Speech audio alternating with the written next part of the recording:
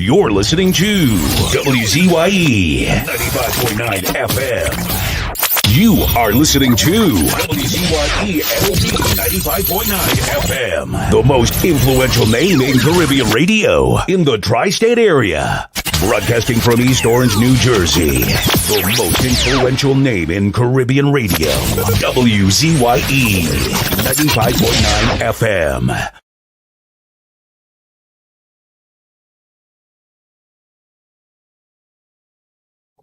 Hi, good morning. I was going to write a status, but it would take too much. All you who upset, all you who angry, all you so patriotic, and all you misdirected angst.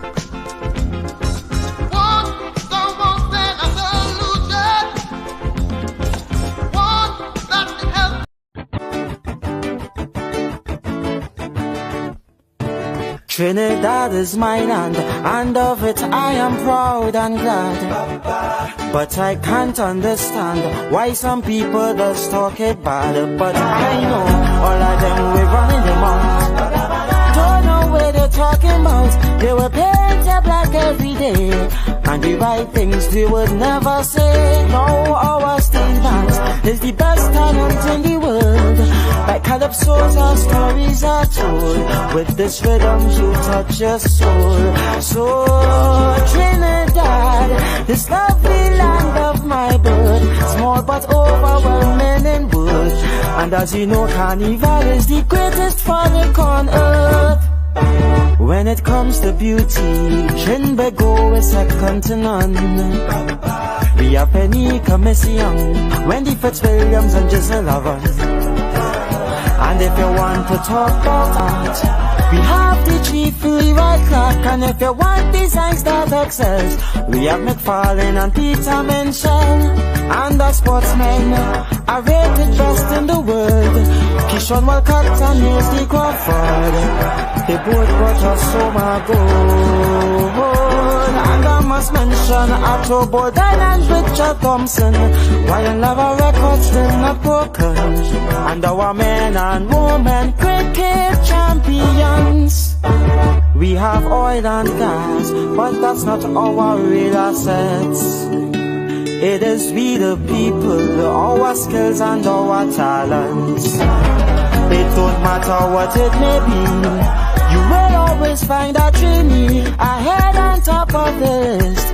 This is why I'm telling you this. We have to believe and stay true to who we are. Forget Europe and America and bring back our culture. Oh, hey, for we are truly a great nation.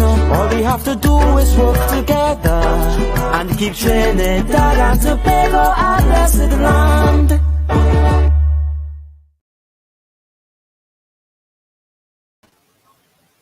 Yes. I can't do it like Anselm. Welcome to WZYE 95.9 in the village with the DAG Triplets. The D is for me, Diana. They say I'm a storm, but I think I'm as cool as a cucumber, as cool as an ice cube. The A is for Anselm. He missing in action again. I think his wife take away his phone.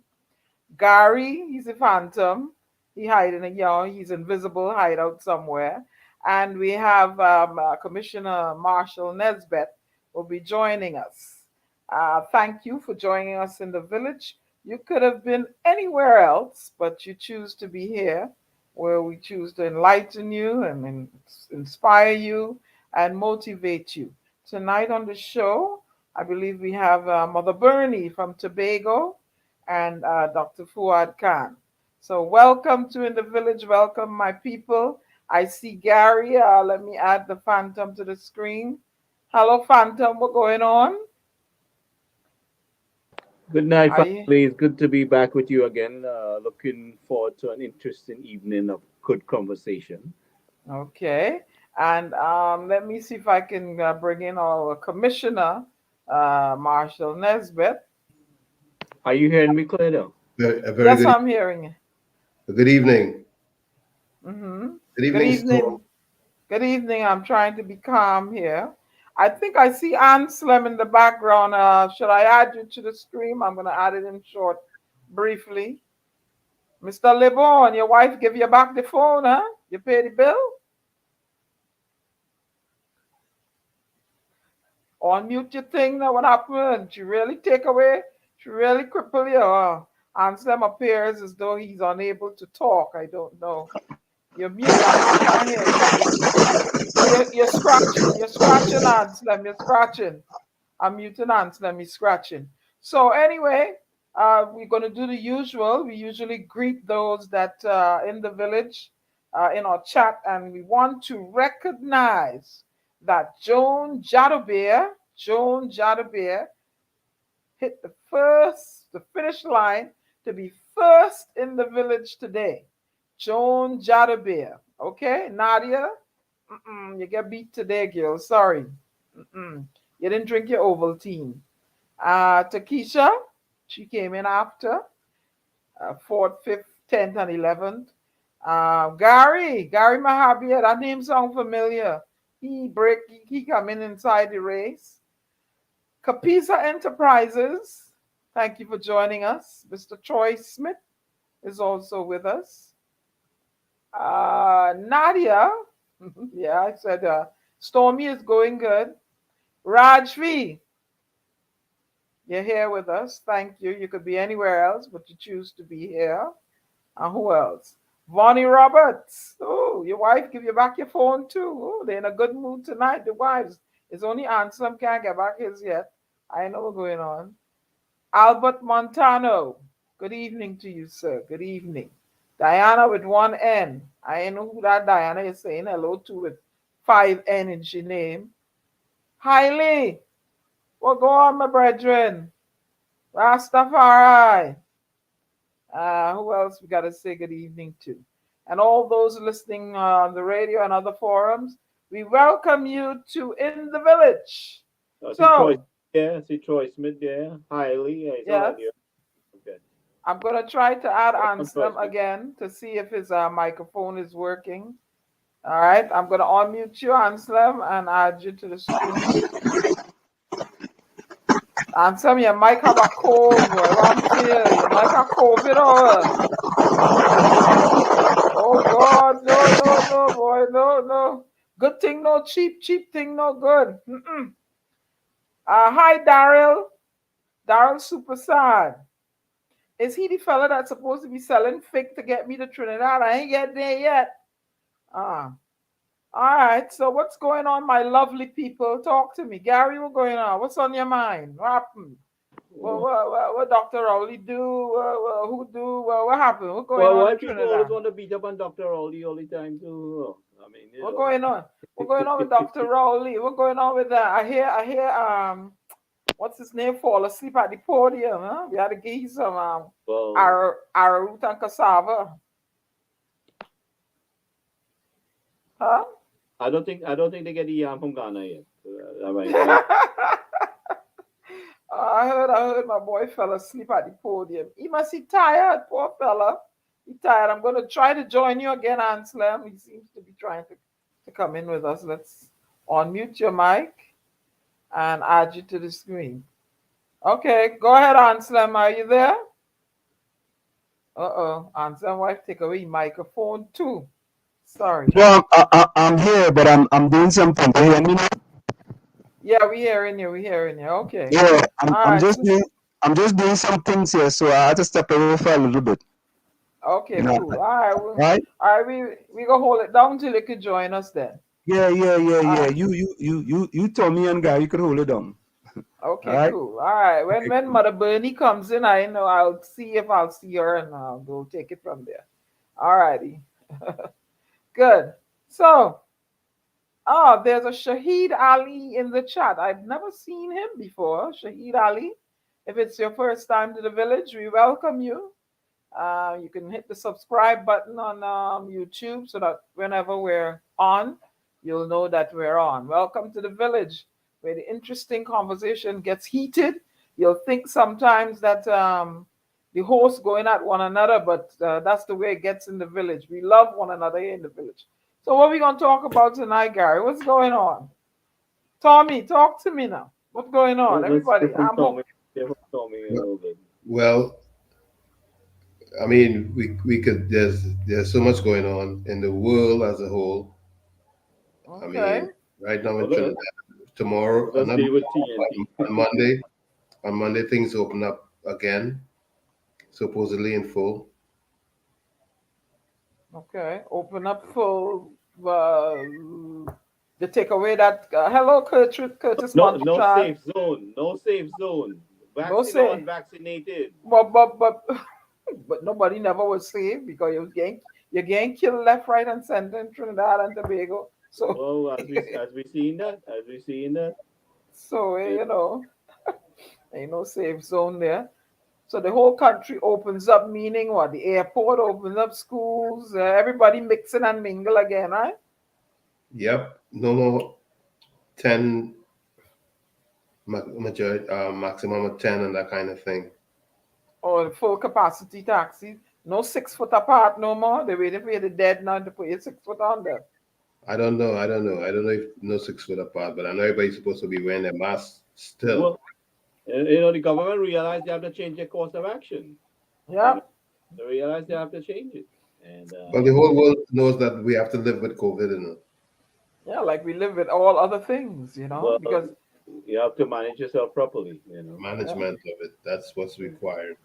because I remember back in the day, when it was HIV, you're frightened to sneeze, you're frightened, So now it's gonna, and you see all these variants coming out now. So you just have to live with it, and in another 100 years from now, unless we found the gene for longevity, most of us ain't gonna be here. So there's gonna be another pandemic because they seem to come around in spurts of 100 years, huh? Well, I think these things are scientifically created, to tell you the truth. That's why I say pandemic.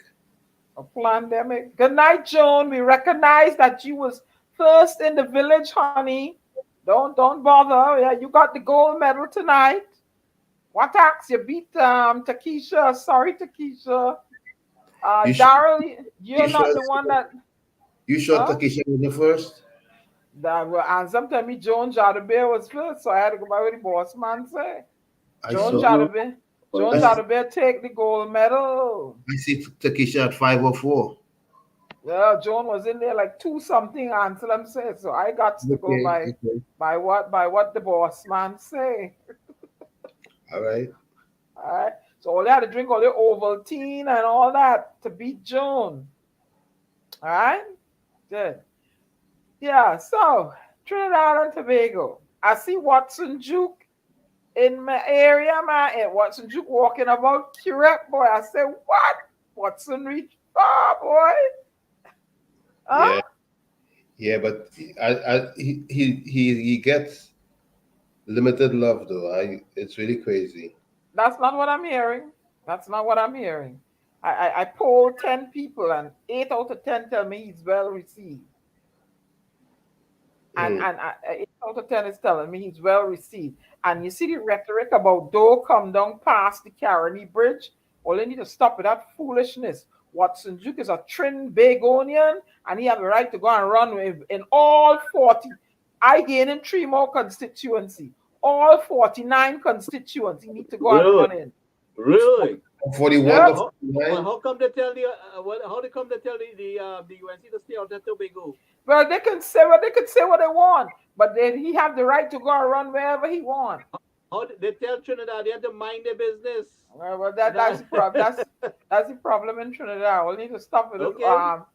I, Mhm. so I tell it Tobago to stay out of Trinidad business now. No. It's And Trinidad and go ahead, Tommy. there are many who are echoing Gary's sentiment also. No, who was saying for him not to go No, where? I'm just throwing it back at them, you know. No. Watson Jew could go anyway. The whole of Trinidad and Tobago need fixing. So That's go where you want to go. I tell him go. He's a Trinidad. He's not a Guyanese trying to come in and step in. He's not a Bajan like myself trying to come in and step in and take seat. He's a Trinbagonian and he has the right. He's operating within his constitutional right. Only to stop with the foolishness, eh? Stop with the foolishness. I All right. agree with you. You know, but Stop with the foolishness. you know, Lana, oi, what's going on, girl? You're late. Go ahead, but you're here. Go ahead. I was just gonna switch gears a bit and go to the saga of Will Smith. Yeah. Go ahead. What do you think? No, you go. You raise it, so I want to hear you. You know, I mean, it's good to stand up for your spouse, but at the same time, you have to think about what you're doing. Oh. I listening. I listening. Yeah, I think that it is wrong to pick on people or to bully people, especially in the name of humor or comedy or whatever. But at the same time, how you treat and deal with it is that you don't break the law, or should I say, violate the laws of the land in order to right what you think is a wrong. I like how you use the word violate the laws of the land. I like how you use that. What you say, Phantom? Listen to me. I've been watching the way things operate, right? When the Tobago election was on, Trinidad people had to mind their business. Watson Duke had to stay away from the Indians because he might lose the election. No, we talking about Will Smith. We talking about the Will Smith issue first. Oh man, we ain't about Will Smith and Chris Rock, man. Them is buddies. Them must settle this thing. Right now, I'm focusing on TNT. Yeah, but right now we need conversation. We want to know because it could happen. It could happen again. We want to know what is your thoughts on what happened, and we'll segue into. Well, my thoughts on what happened is that first of all, like I said before, I thought it was a little stunt between the two of them. I didn't believe it was real. At the moment it happened, then I think Will Smith is going through some emotional issues that really kind of caused this. I don't think it was intentional. I think he kind of exploded, and his button just kind of pushed. At that point, he must have been at a high point there with some issues. We don't know. I will leave that to between him and Chris Rock. But I am disappointed, but to know that it was real, I thought it was a stunt. you realize that Chris Rock's stock has soared since then. He appeared in somewhere in Massachusetts, Boston, I think, and the $50 tickets were selling for $1,000, and now he's carded for Atlantic City. I believe it's this weekend. Now they're saying that it's sold out. So Chris Rock is like he's winning in this whole thing now. It's amazing. Well, I think he handled it very well. I think he handled it very well. Of course, he certainly did. He didn't respond in the way that most people would respond when assaulted.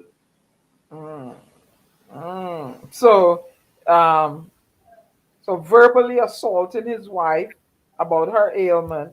Supposing it was a child with a mental retardation problem, supposing it was a woman who had lost a breast due to a mastectomy and her dress fitted lopsided.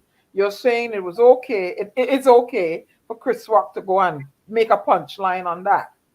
No, I'm not saying that. I'm not saying that it was okay for Chris Rock to do that. But I'm saying that the way to resolve that, he had a forum. Will had a forum where he was going to get to speak. He could have addressed it verbally. Should I say? Yeah, he had a chance to. He would have had a chance. But I would like the boss man say you can't control nobody's behavior. So him. I believe Will Smith. They're going through something, because the emotional apology he gave.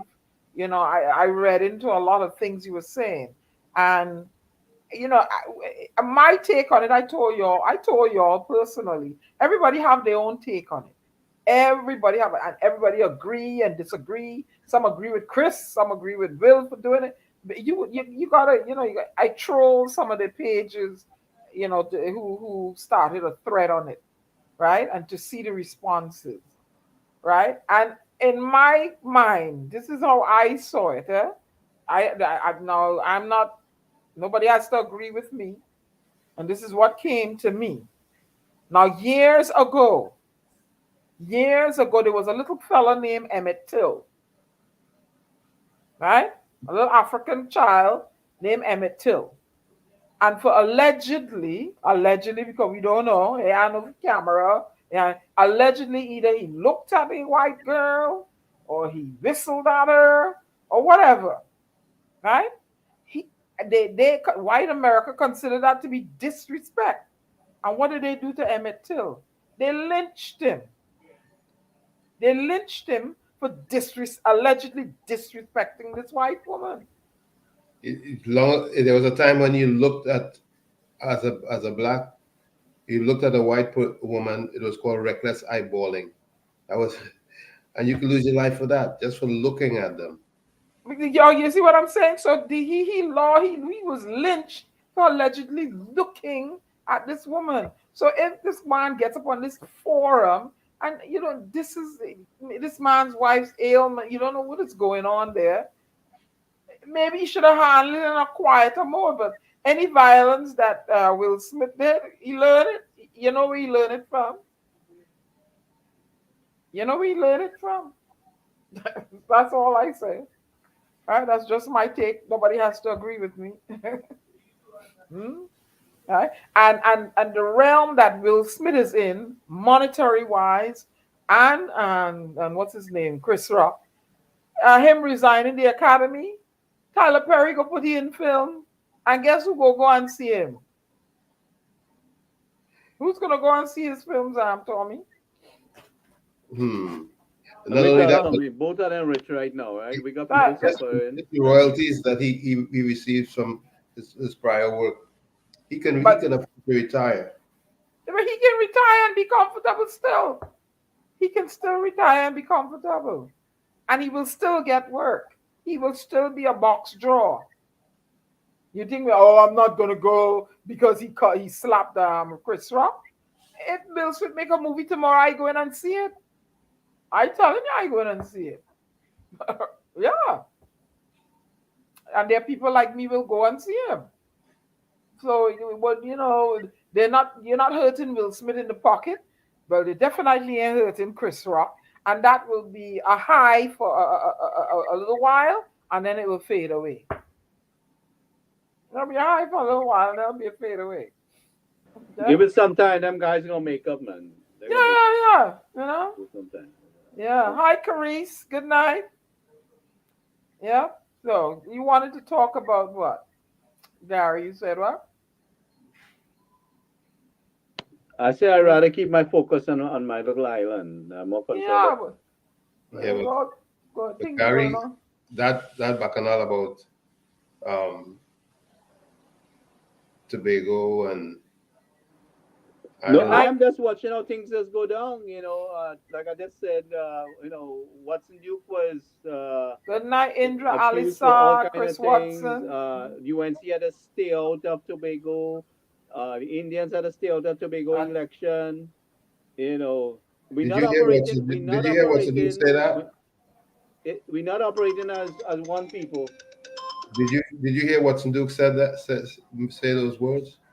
Good. Watson Duke didn't say that, right? That's the comments makers saying those things, okay? Exactly. So, all right. So, good night, Indra. Wait, let me get the girl name right now. Good night, Indra alias Gar. I hope I'm saying it right, huh? Indra says she's from Maryland and she hopes Trinidadians welcome Duke with open arms. He's a Trinbagonian. Holla! However, I wish Trinbagonians will welcome the Indo-Trinidadians the same way when elections come. Holla! Good night, Chris Watson. You late too. What happened? You missed the bus or what? Yes. Tell her better late than never. That's what I say. Yeah, Anselm can't get his act together. I don't know. Hey, D, if you're listening, kindly get Anselm something that he could log in, please. I'm begging for him, please. He's preoccupied with something else. Once he gets that done, he'll come in. Watson, you know more about Anselm than his wife. Watson Duke say he not taking no vaccine. You see, highly. The other day, he had to take the vaccine because he had to travel. If you're going to conduct the business of the country, you have and to get on the people plane. How you think he make it? Is Dubai he went to the other day? Correct me if I'm wrong. Or Qatar, Dubai.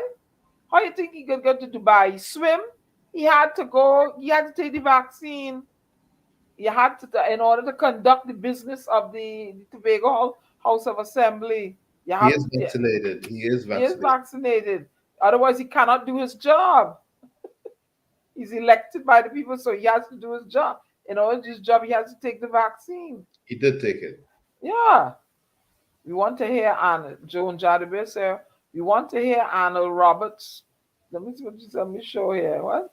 Arnold Roberts try and get him on the program. We had Arnold Roberts already before. We'll try and get him again. Gary, you could arrange that, right? Yeah. I'll try.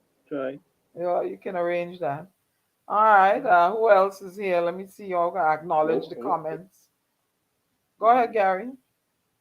So we're opening in the door for them. Any guests that they want to invite, that the listeners feel that we should bring, let us know.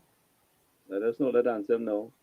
Yep. Anybody? And if you have contact with them, share the contact info in my inbox on Facebook, and I will reach out to them. I'll try and get them in. Okay, Lana said the joke he made about. Let me see if I can show it here. The joke he made about Will's wife wasn't nice because Will's wife has an illness with hair loss. Yeah, I agree with you. I think we all agree on that. Yeah. It wasn't nice, except Will's response may not have been, in my opinion, a sensible one. But you know what they always say: the black man don't stand up for the black woman. So I guess in this case, he sure did. It has always been, and it's been going on for a long time, where these so-called comedians, well, they're comedians or entertainers, they disrespect our women without being held to account for it over and over. Not only that, I mean, sometimes they disrespect themselves and others too. But for a laugh, we make that okay, which is totally not acceptable. Even in the songs, the rap songs and certain songs. Calypso, Ooh, Yeah, Calypso. Calypso too. Yeah, I was just about to. Yeah, yeah. Back in the day, certain songs I grew up to, I was called Darling, Darling, Darling, and Baby, Baby, Baby, and Love, Love, Love. Remember the Stylistics and, all them groups, right? Yep, yep. Let's see. I have to add back in Gary. You understand? But now we are B, H's, and we are B and H's. Yep. you know? No more darling, darling, and love, love, love. Well, It's all, there's some other cute names like Shorty, yeah. Cutie, Boo, sexy, boo. Boo. Well, I ain't no ghost, so don't call me no boo. So, Ooh, who's that? man. That's somebody calling you. Yep. So, Gary, what we need to fix in Trinidad? We need people in Trinidad. They need a mental adjustment. Yeah, because you see this rhetoric about well, Watson you need to stay out of that. He need to go and carve out some constituents in the ocean too. That's what I say. Carve it out. Shoot. I'm tired of all any nonsense now, man. Come on, gotta get this thing going forward here. And I believe I feel it's gonna end up in a partnership government. I feel so. What you feel, Gary? Who's there with me? Nobody there? Phantom? Tommy, are you there? Yeah, I'm here. I'm I just have kind to of minute. unmute Tommy. I have to unmute your mic. Yeah. So, where's Mother Burnie? Is Mother Burnie in the background? What time is she supposed to come in? Mother Burnie, if you're listening, you can log on the StreamYard link we sent you so I can bring you in on the show and we can talk. Hailey said the guy made a joke about G.I. Jane movie. Are you all saying it's different? Hailey, you have to listen to the thing, eh? Bernie Jack. Hi, click on the link, Bernie Jack, that Anselm sent you. The StreamYard. And I'll bring you in on the show. Okay? I hope Anselm sent her the thing. Let me kick Anselm out so I could bring Bernie in. How is kick out Anselm? In the meantime, we're waiting on Mother Bernie to join us to have some conversation. Do you have to kick Anselm out to bring her in? I'm not sure. We'll wait and I see. don't think because usually he has 5 persons. 1, 2, 3, 4. Okay. I don't see her coming in.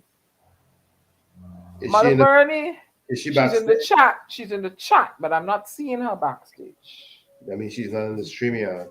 Yeah. Click on the stream. I hope Anselm, did you send Mother Bernie the StreamYard link? I didn't. I don't have her contact information. Hey, Tommy, did you see the information about Nestor Sullivan, the steel pan man? Yeah, I saw that. I mean, What happened? What happened to him? Nestor Sullivan, he died. So condolence to the family. Tommy, you want to add something on that? No, not particularly at this time. But I mean, we are losing icons left, right, and center from Trinidad at this time. Because I mean, Blacks was a great loss too. Yeah, I see Mother Bernie on the chat, but I want her in the background to bring her in on the show. So I don't know if Anselm sent her the link. If she's I don't have. Yeah, okay. I don't have her contact information, so I can't share it with her. She'll come in the StreamYard. And I'm gonna call Anselm. You guys carry on. Yeah. I noticed too. I saw where this husband and wife, he committed suicide because she wanted a divorce. Did you read that one? You read about that? No, I Yeah, didn't read that one yet. that's another two. Remember, two other people, they ended their life because of financial issues like 2 weeks ago. Now this one here, now she wanted a divorce, and whatever happened, he, You you know, know. it's sad how turbulent the world seems at this particular time. I mean, there are always issues going on, but in these times, like things like issues are in overdrive. Mm-hmm. Hmm. All over. Let's see. But you're here where? You have to go in. Click on the StreamYard link. She's saying she's here. I'm not seeing her. Yeah, she's not showing up. She's not. You're not in our background, but Mother Burnie. So I don't know where you are. Yep, she's not here. Me, Anselm, you. I don't think. Click on the StreamYard link. Yeah, Mr. Juke is gonna come on the show soon, Lana. I asked him, and he gave me a nod to that, but he wants to settle himself first. Okay, so he will be coming. In the meantime, while we wait on Mother Burnie to come on, what I do best is music. I'm gonna go find something to play and hope she can I come see in. another person got killed in their own house. A businessman, 60-year-old businessman, Kelvin Chan. Mm. I mean, every day I see something like this, taking place. It's ridiculous. Yeah, I read that he had gone to the bank and went back home, and a neighbor checked on him and found him dead. It's bad. Oops, Trinidad and Tobago. All right. In the meantime, while we wait on Mother Burnie to come through, I am going to drop a track. All right, people. Well, she says she's on, but I don't see her. I'll give her a chance. Here we go. And God bless.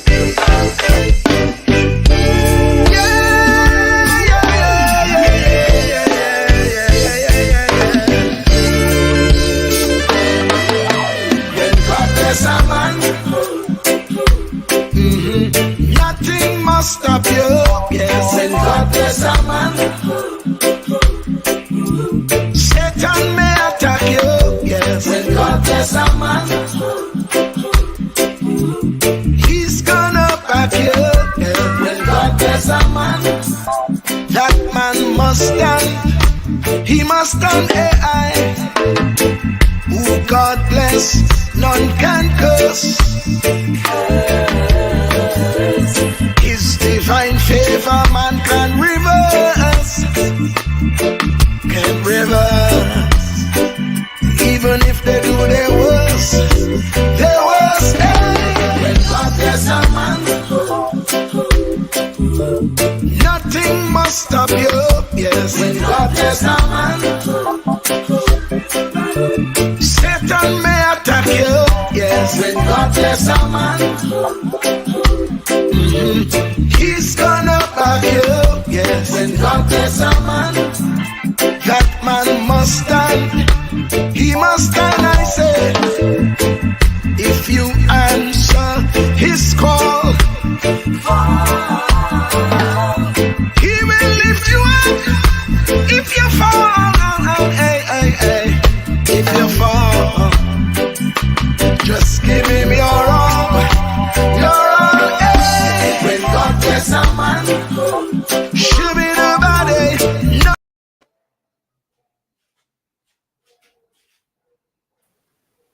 Yes, indeed, when God bless a man, no one must attack you. I think I see Mother Burnie here. So I'm going and try to. She's all the way to the bottom of my screen. Bear with me, Mother Burnie. Yeah? Tell me if you can hear me. Can you hear me, Mother Burnie? But it's not letting me do what I want. Yeah, but she's in the bottom, and I 1 minute.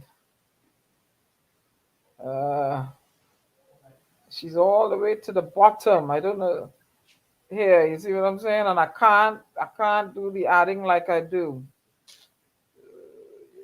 She's in the corner. Mother Burnie, I'm trying, girl. Technology, I'm trying.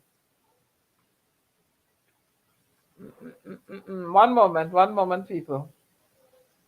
In the meantime, let's go on with something until I can get her in. All right, one moment. Let's go back to my guy here.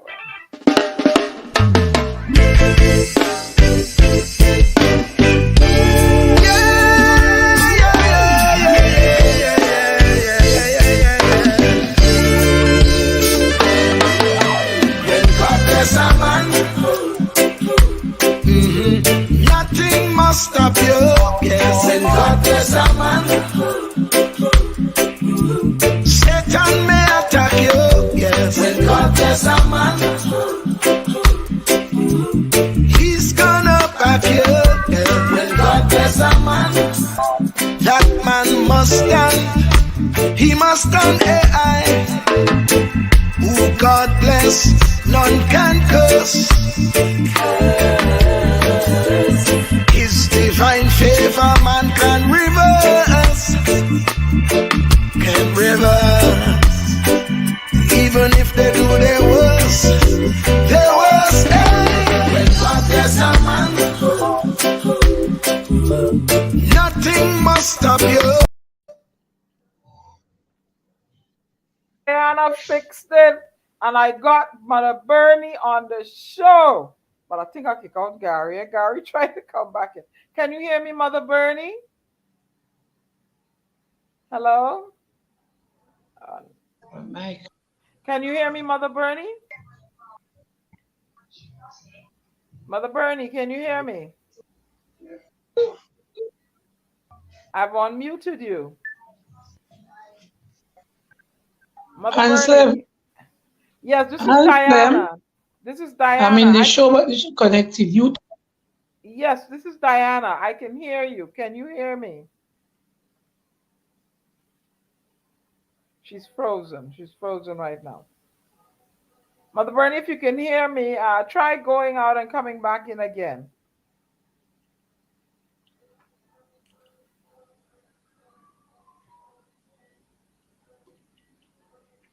Okay, try going out and coming back in again.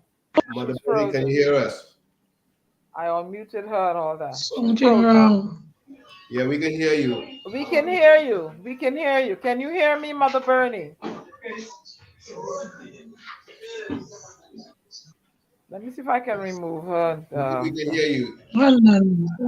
Mother Burnie, I can hear. Are you hearing us? I can hear you. I hearing, but with a mic making a noise in the back. Oh, I can hear you. Do you have a headset? Yes, good night. Good night, Mother Burnie. Welcome to In the Village. How are you doing?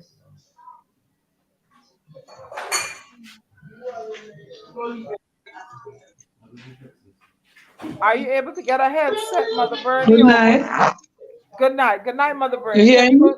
Yes, I'm hearing you. Can you go to a quieter location? Good. You're doing good? Okay, so the people in the... Quiet in America and they're listening. Are you making too much noise? Okay, the people in the village were waiting a long time to hear from you. So go ahead, Mother Burnie. What's on your mind? Not getting it at all properly. You're not getting it? Can you get a headset then? Are you able to get a headset? But I can hear you.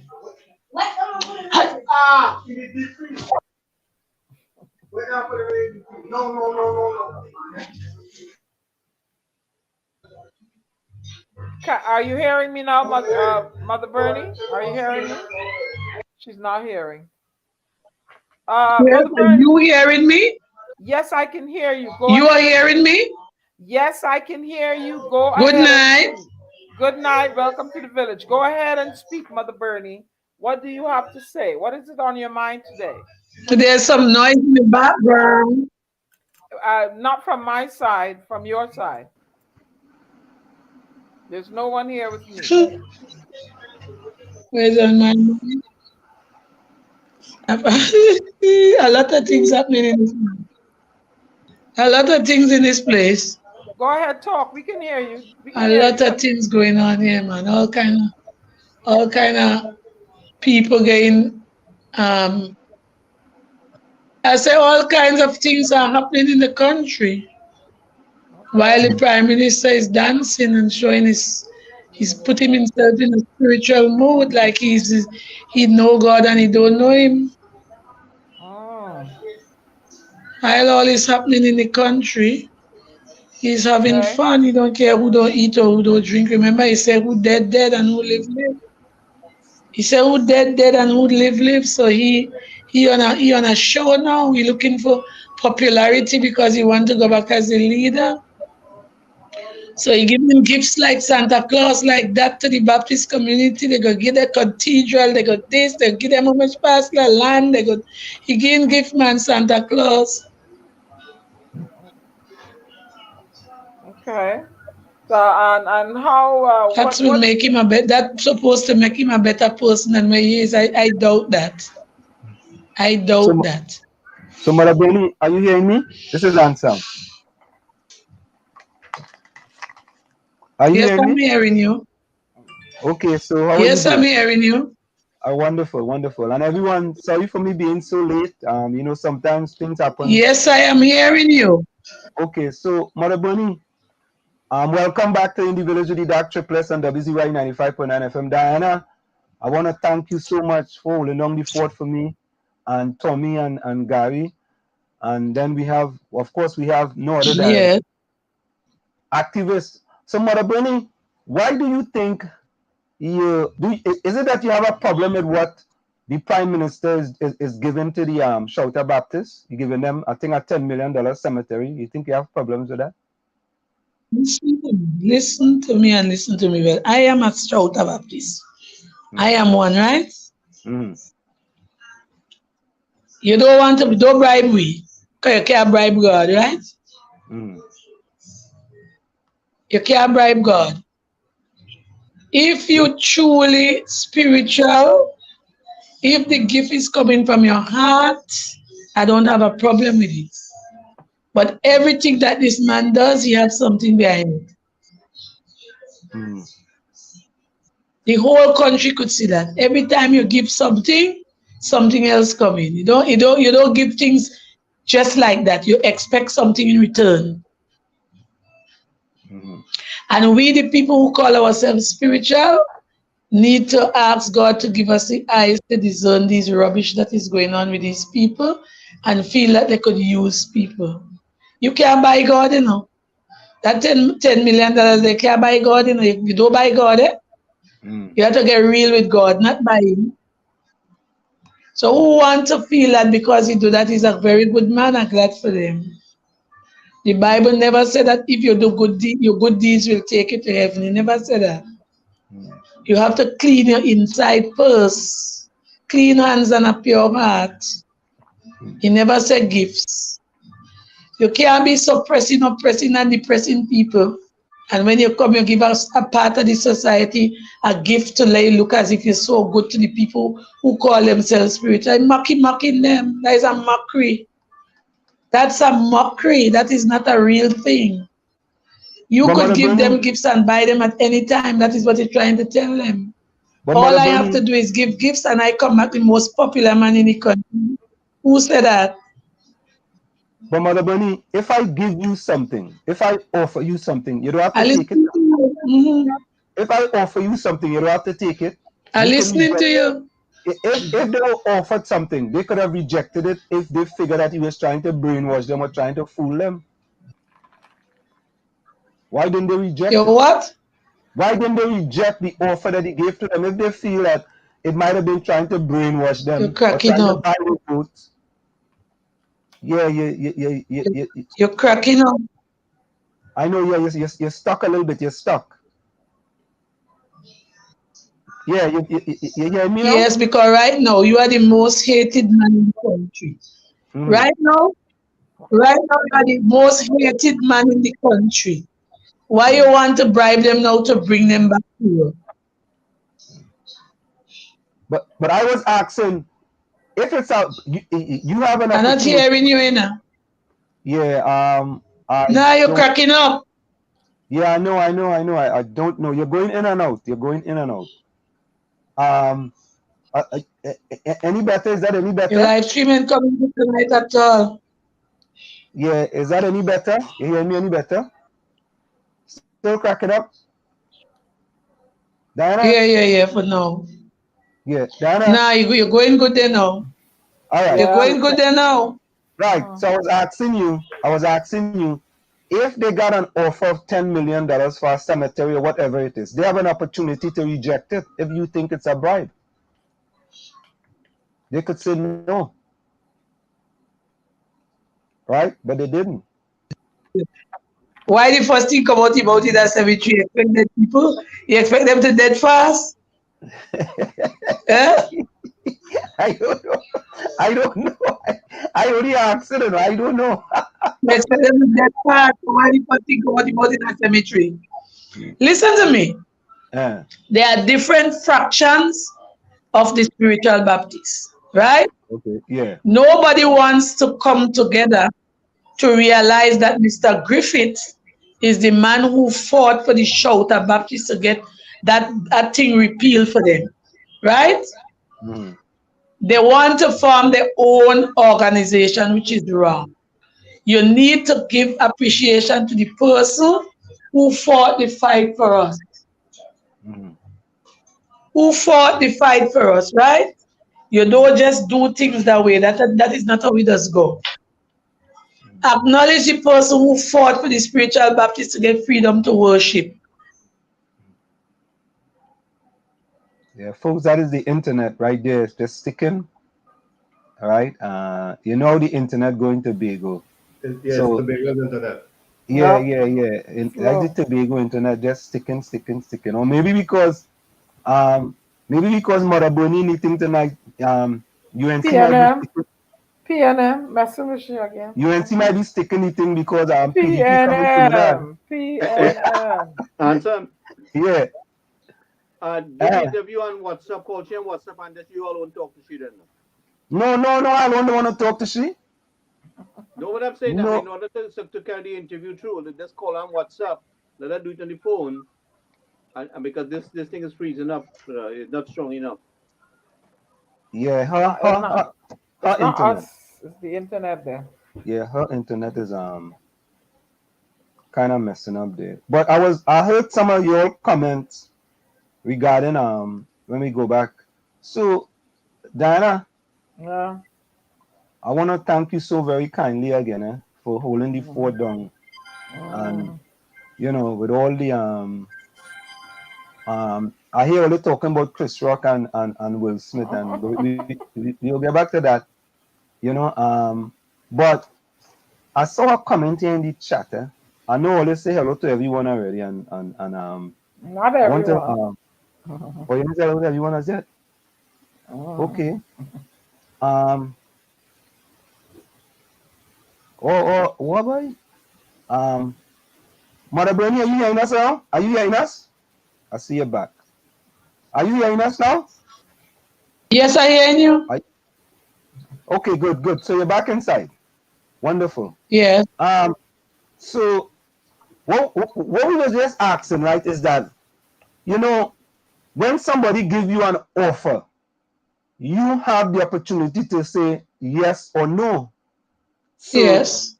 If the person offers you something and you take it, it doesn't mean to say that, for example, due to politics, it doesn't mean to say that now the Shouter Baptist is going to vote for the PNM, because the UNC offered them a school, correct? Right? And it is my understanding that Barbara Burke is a UNC, and she have came out and say she's going to continue being a UNC, and some people say she's an underground PNM, right? I don't know what is the political affiliation, but don't you think they had an opportunity to say no to what they were offered? But she said so in her speech today. She said, giving the Baptist fraternity a cathedral one cathedral will not make sense. There are different factions of the spiritual Baptists. But what I am saying to you, Archbishop Elton Griffith is the man who fought for the Baptist, Shouter Baptist people to get that thing repealed for them to get freedom to worship. All the other fractions of people who come in now and claim that they are Shouter Baptists, which their signature cannot go on anything except Archbishop Barbara Burke. Her signature is on everything, both the lands that they gave them before and that thing that they repeal is her signature beside Elton Griffith. Who else signature is there? So he have to come and realize that you don't come together with one faction of the Baptists. You pull all the Baptists together and you tell them what you're about to offer. You don't offer it to your fraction because you feel that it's there on your side. It's not so it does go. And then they're not even acknowledging Mr. Pandey who gave them the holiday. Everybody believes that the freedom comes from within. I don't know within where. Acknowledge the people who cause you to be on the streets now, not running from the police, not hiding when you're in the morning ground, not hiding to baptize people. You have to get real. You can't form your fractions. Who is West Indian Baptist? Who is this Baptist? Who is them people? Them people never fought for nothing for the Baptist fraternity. We have to get real. And then I hear they saying, come together. Come together how? How are you coming together when you by that side? And so you realize that the spiritual Baptist people, they're divided. I'm not hiding to say that they're divided. They need to come together as one if you want to build this and that and the other in a place for the Baptist fraternity. You have to come together. One set of people, even though you give them the 10 million, who are you giving it to? Who are you giving it to? Who signed in for that? Who is the person who signed for the 10 Oh boy. Here we go again. Internet just gone again. Yeah. Are you hearing you though? Yeah, no, your internet just went out there for a little bit. So, yeah, you're saying who signed in? You were saying who signed in for the 10 million? That 10 million, that's where you go in and give there. Is it the Archbishop going and sign for it? That is the recognized part of the Shouter Baptist? The evangelical spiritual Shouter Baptist is the recognized people, is them signatures have to be on thing. All you hear they jumping up and down. Who else signature could be there? And then I hear they say they are being recognized in America and they come on, get real. And the whole problem with the Baptist fraternity is position. Everybody wants to be in a position. Come on, if God didn't give you a position, you don't have none. Like how he did not give Rowley, that is why he's getting so much of problems in the country right now. God didn't give him that. You know what, Mother Burnie, I wanted to stick and stay. We want to come back and address that God didn't give Dr. Rowley that position. Stick and stay. It's in the village. He didn't give it. So hold on, let's go for a quick station identification. Of course, folks, we have with us no other Mother Burnie out of Tobago. It's in the village with the DAG Triplets and WZYE 95.9 FM. We're going to go for a quick station identification. Stick and stay, don't go nowhere. It's in the village with the DAG Triplets and WZYE 95.9 FM. You're listening to WZYE 95.9 FM. You are listening to WZYE 95.9 FM, the most influential name in Caribbean radio in the tri-state area. Broadcasting from East Orange, New Jersey, the most influential name in Caribbean radio, WZYE 95.9 FM.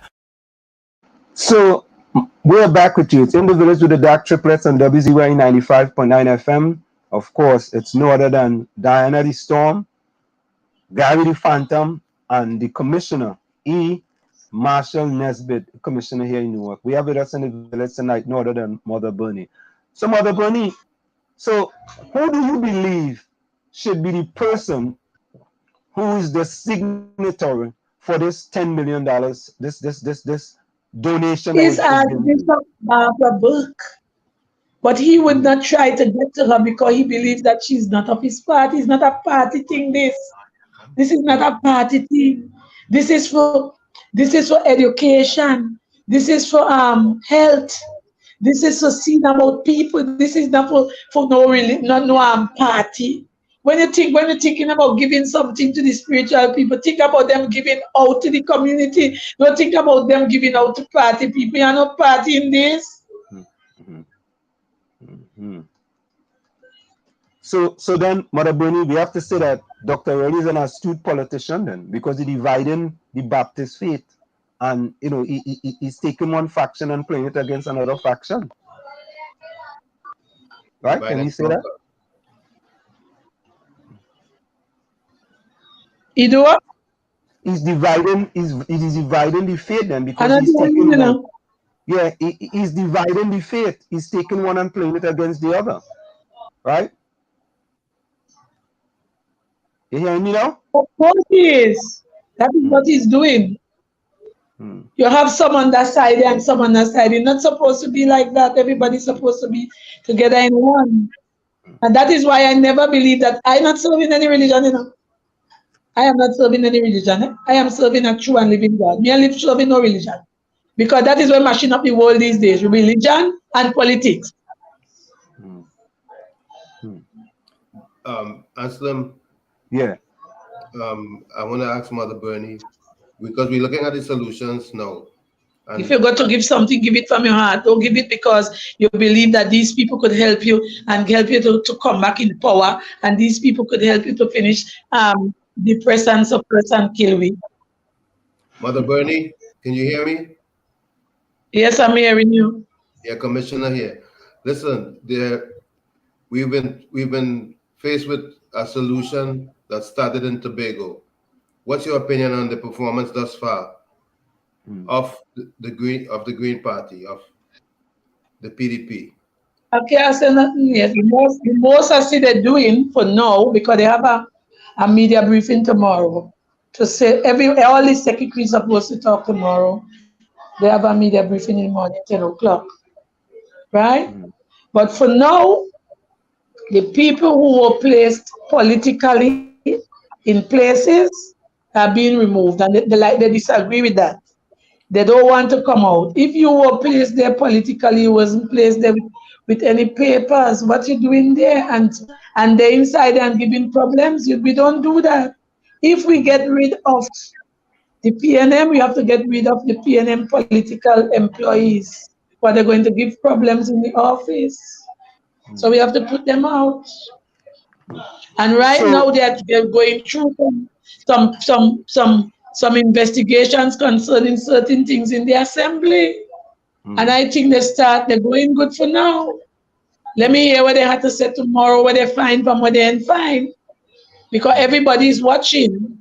Everybody believe that. Look at the chief secretary resident. Look at when Farley went in, look what he find. Look all them pictures. The chairs in the living room tear up, them by the pool tear up, the AC not working, the camera not working, the electronic gate not working, the yard dig up, and you there inside there. What you was doing inside there? What were they doing inside there? When Kelvin left, when Kelvin Charles left. Kelvin Charles said he left the place proper, but as far as I'm understanding, Ansel Dennis buy a big shot dog for $20,000. You know them white dog, them snow dog, and husky, or we're calling it. And he had it in the living room because he had to be in AC, and it's that tear up the tear on them. So you don't believe it's somebody doing it spitefully?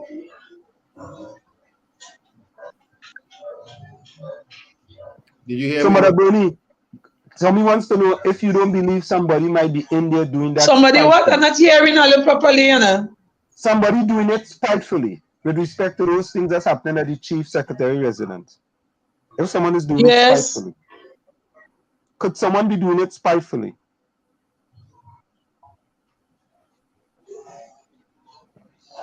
I'm not hearing all you properly at all. We're trying to find out. Going and coming. Can you hear us now? Mother Burnie, are you hearing us? If what? We want to know if it's sabotage. I'm hearing you, but the person was talking, I'm not hearing them. Tommy, you go ahead. Mother Burnie, we want to know. Listen, they maybe got a hint that they was going to lose the election, you know. So mash up everything before you go. Spend out all the money before you go. That's what I was asking. So Mother Burnie, That person we're talking there might give him problems. Right. So Mother Burnie, you believe that anyone that had a political appointment when the PNM was in power, now that the PDP is in power, they should be fired? Is that your belief? That person might be not coming in back. Yeah, well,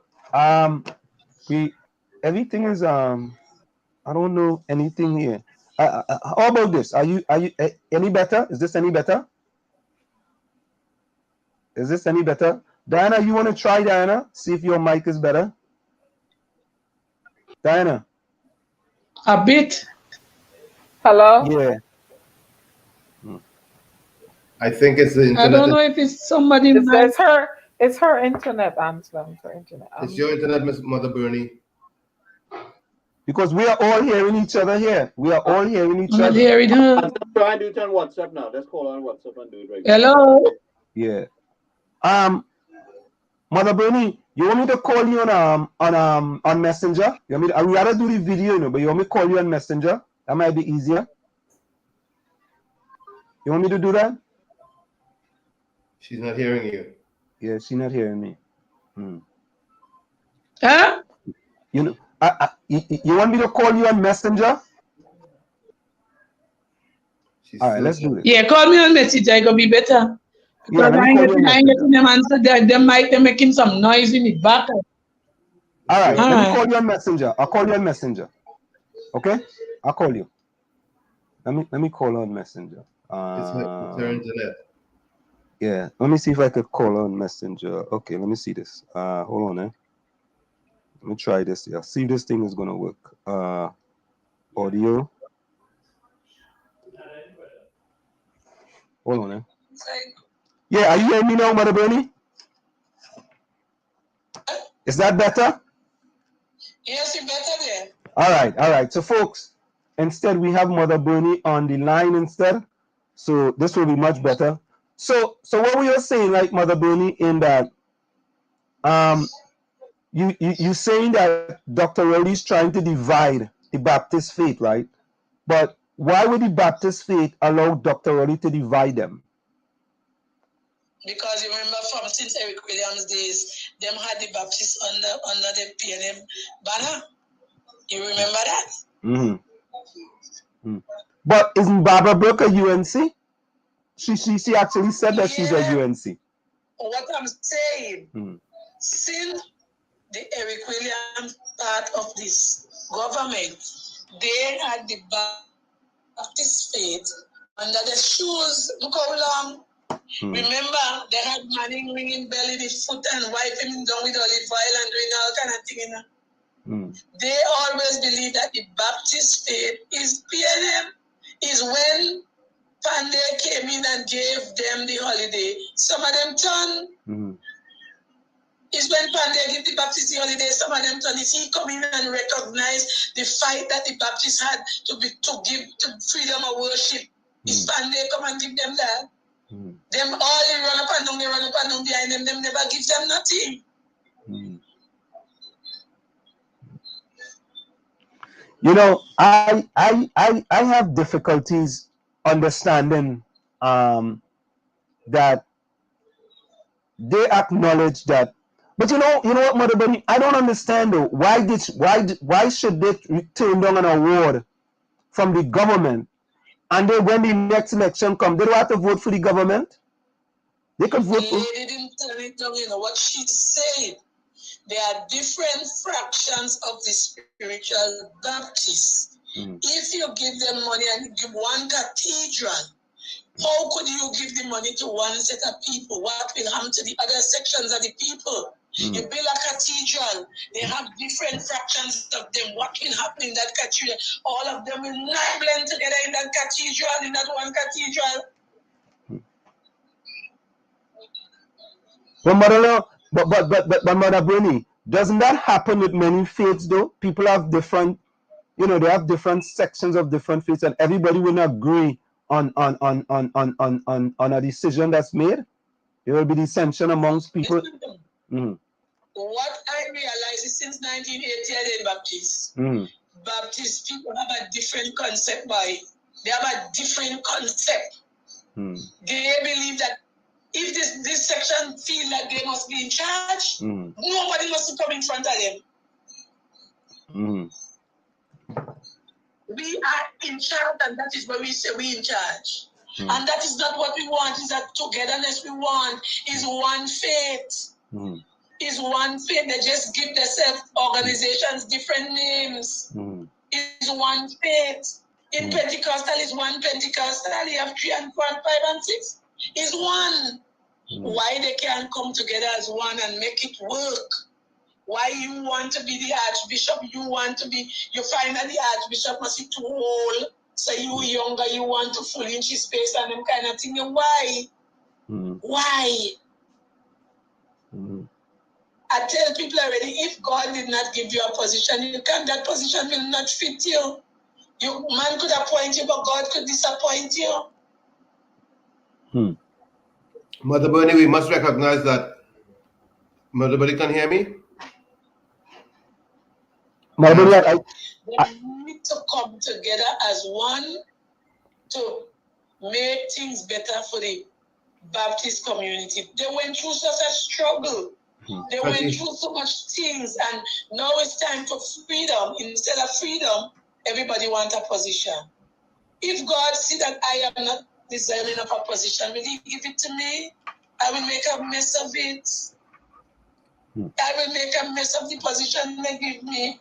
Like how they just force them in the government and give them position and they can't manage. Look at Fitzgerald, and he was security minister. Everything going haywire in the country concerning security. He ain't doing nothing.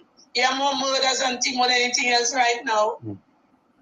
Because that position is just to let the people of Laban say that you give somebody come from the community a position, but he does not do a good job.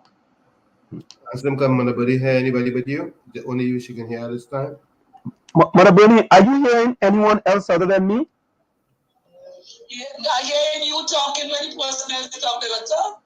Go ahead, Tommy. Listen, Tommy has a question. Go ahead, Tommy.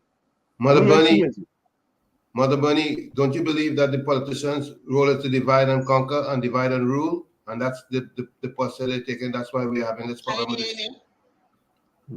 Yes, she says she's not hearing you. He's asking if the politician's position is to divide and rule. But that is what it is right now in Trinidad and Tobago. Divide and rule, that is what they want. And the people of the country are getting fed up with the divide and rule. When you don't divide them with a job, you divide them with politics. Now you're coming to divide them with what again? With spirituality. That is nonsense. Too much of one thing is good for nothing. It's time for it to stop. Time for it to stop. We don't want no division right now. What we want is togetherness. We want something to work for us. We don't want no division. Everybody must come, whether you're from this party or that party. We don't care about party now. It's people and country. We don't want no party politics. We want people and country. You have to think about the citizens of the country and their livelihood. We don't want no party politics. That is why so what do you say in the national anthem? Every creed and race find an equal place. We're in this place, not the way. Not now. Not this time here.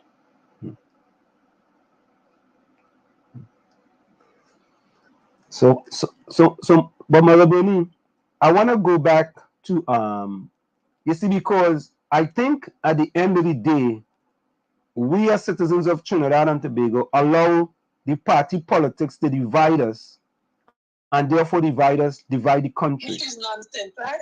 Well, absolutely. We allow it. Right? The politicians know they can do it and get away with it. And we allow it. And they bring, when they go on the platform, they bring things to the forefront for the people to divide themselves. Because you're going to tell me this one, that, and that one, that, and the other one. That is not what you want. When you go up there to campaign, you're supposed to let the people in the country know what you're going to do to them to improve their lives. It's not whether one they want what she thief and what she thief, and that is backyard politics. That and they is not that we want. Because everybody know at some point in time, even though you ain't touch, they will say you touch. It's politics they're talking about. Just to look good, they will say you touch. But all the things that they're saying about Kamala, look at the amount of schools and hospital and this and that she did in the country. But this one now, I don't see him doing nothing. And all I see him is doing is distraction after this. Every time something come up in the front for him to rectify in this country, he comes up with another distraction. You come up with a distraction now about going and jump up on Baptist platform, making yourself a puppet to talk about somebody touch you money. Because you're telling you from Lekito, you know. You're from Basenal next to Lekito, and look what happened. And the last man may put you out what happened. So you trying to tell the spiritual people in a form that you higher than them.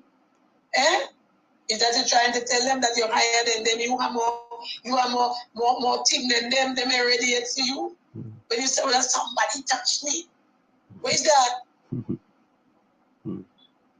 But Mother Burnie, is what do you know what Dr. Rowley's fate is? If you do you know? What's his fate? Where do you want? What's Dr. Rowley's fate? Do you know? What does he follow? The man say he's not a church man. He say he's not a church man. That is what he said. Okay. All right. So he doesn't follow any faith then? He follows nothing. He say he's not a church man. That is what he said. So could he be spiritual then? Spiritual? Can you be spiritual? Hey, hello? Hello? Careful what you're saying about spirituality. Careful what you're saying, eh? Okay. Spirituality and them comical thing where you're going on there with it. That would never be spirituality. Because remember, God is a spirit. God is a spirit, and you ever see doing anything the way you're doing it? You ever get an answer from God behaving like what you're going on there with? When you come to them and telling them you want to dance like David dance, and you want to sing like David sing, what David did dance and sing for? Why? What is the reason why David dance and sing? What you do that for? Is when he slew Goliath, he do that. So when you trying to tell the people that you're not the Tobago, are slaying all you start dancing and singing?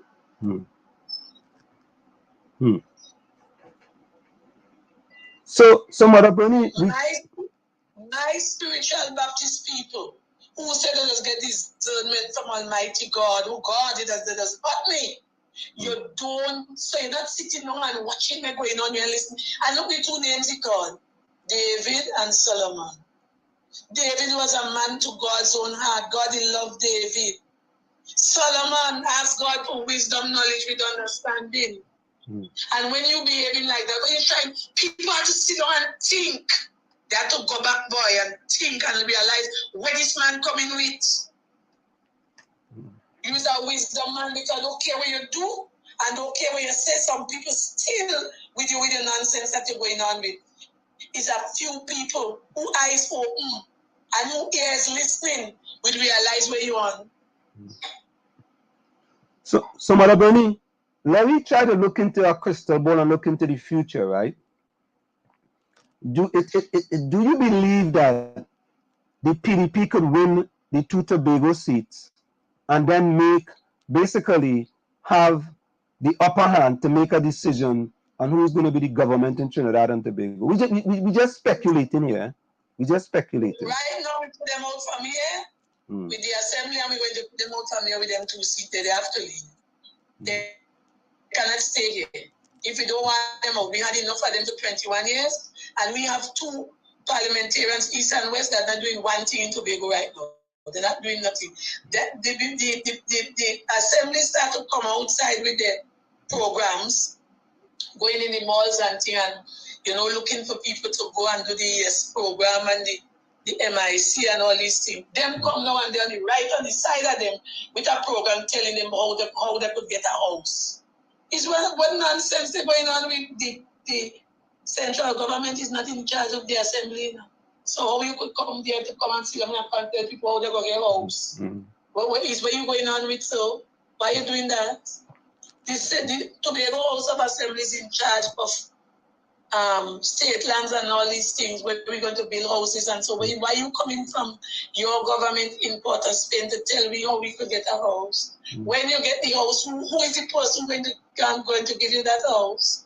Who is going to give you the keys to that house? Port of Spain. Go leave Port of Spain and come to Tobago, and we have a up and running assembly to give somebody over your house. That's to get real. Don't try to boycott the assembly, because when Kamala was there and she wanted to do certain things as central government in Tobago, London said she disrespectful and she trying to do things that the assembly is supposed to do. She couldn't do nothing. She even built that MIC building, and when she came to open it, he had people with placards in the road blocking and demonstrating that she shouldn't come here to open no building. So how you want to come now and create some housing business in Tobago for Tobagonians and you don't do that? That is why we want autonomy. That is why we want it, that we could make rules here for ourselves. You're not giving us autonomy because you don't want us to rule ourselves in this place. You don't want us to rule ourselves in this place. You're not giving us our autonomy. You're laying back with the autonomy thing. They're laying back because you still want to pass rules on Port of Spain to Tobago House of Assembly, but you don't have it all with Farley. Farley ain't going to take that boy. Farley wouldn't take that. So Mother Burnie, there was a post by the minority leader of the Tobago House of Assembly that indicated that his wife he said she was fired from the job and she had all the qualifications to be in the job, right? Listen to me. Listen to me, Mr. What's your name? I can't remember. Anselm. All these boards that they created in the past Tobago House of Assembly were handpicked. These people were not even interviewed. Yes, she might have qualifications.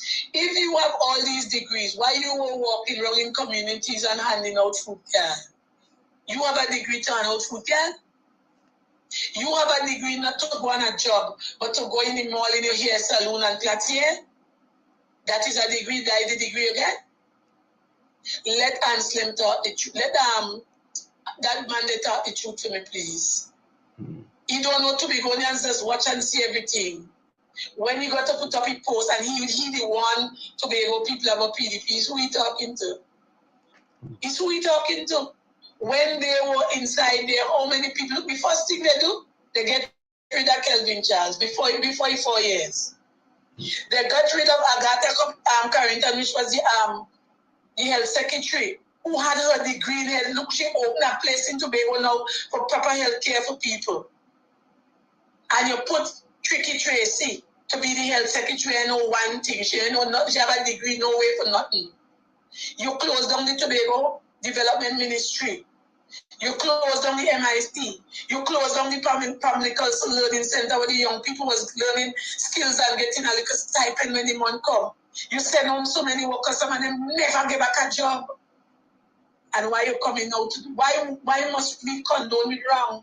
These people were getting a monthly salary and they're getting phone allowance and they're getting traveling and all these things and they're not doing anything. This is not the only board. It's a board, you know. This is not the only board that they dismantle the board and them have problems. There are people in the board that never went nowhere to do nothing.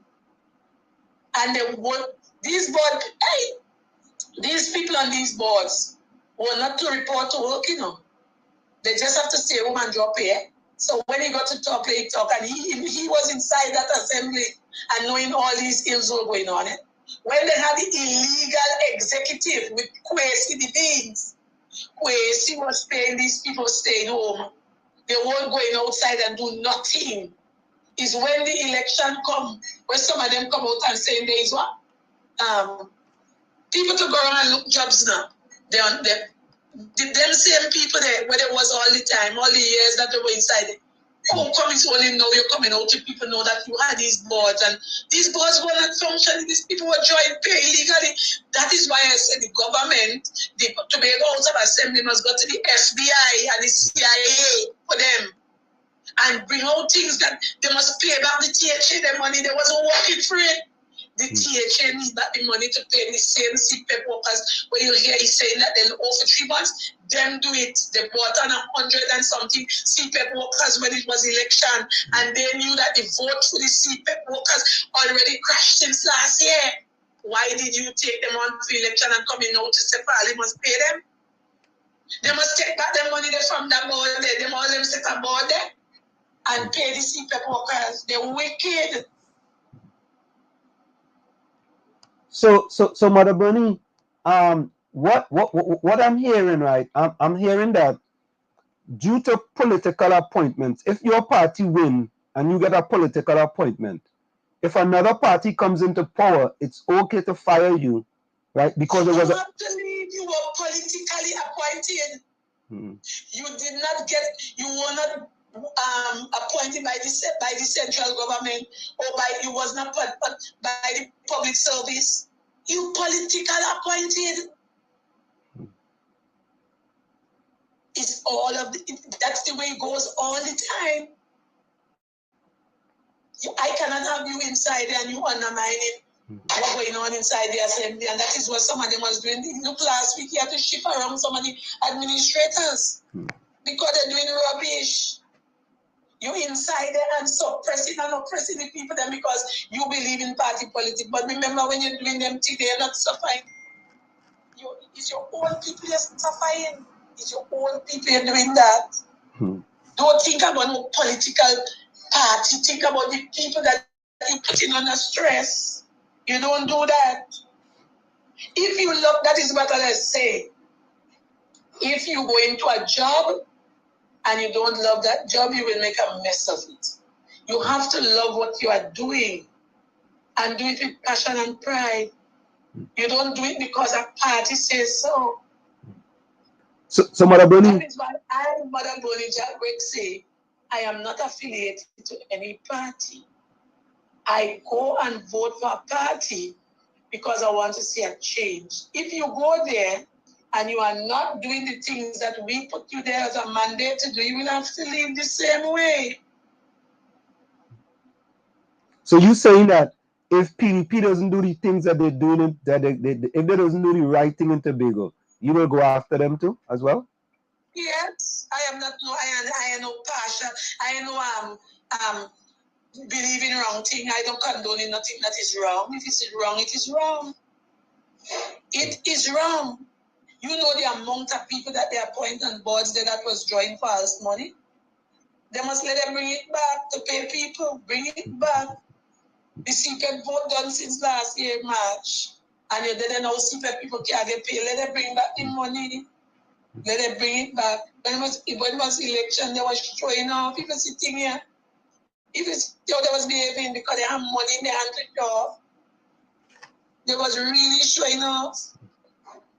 Every night is a big cook, is a big fed van coming with drinks. How much box of chicken to cook and this and that. This that was going on.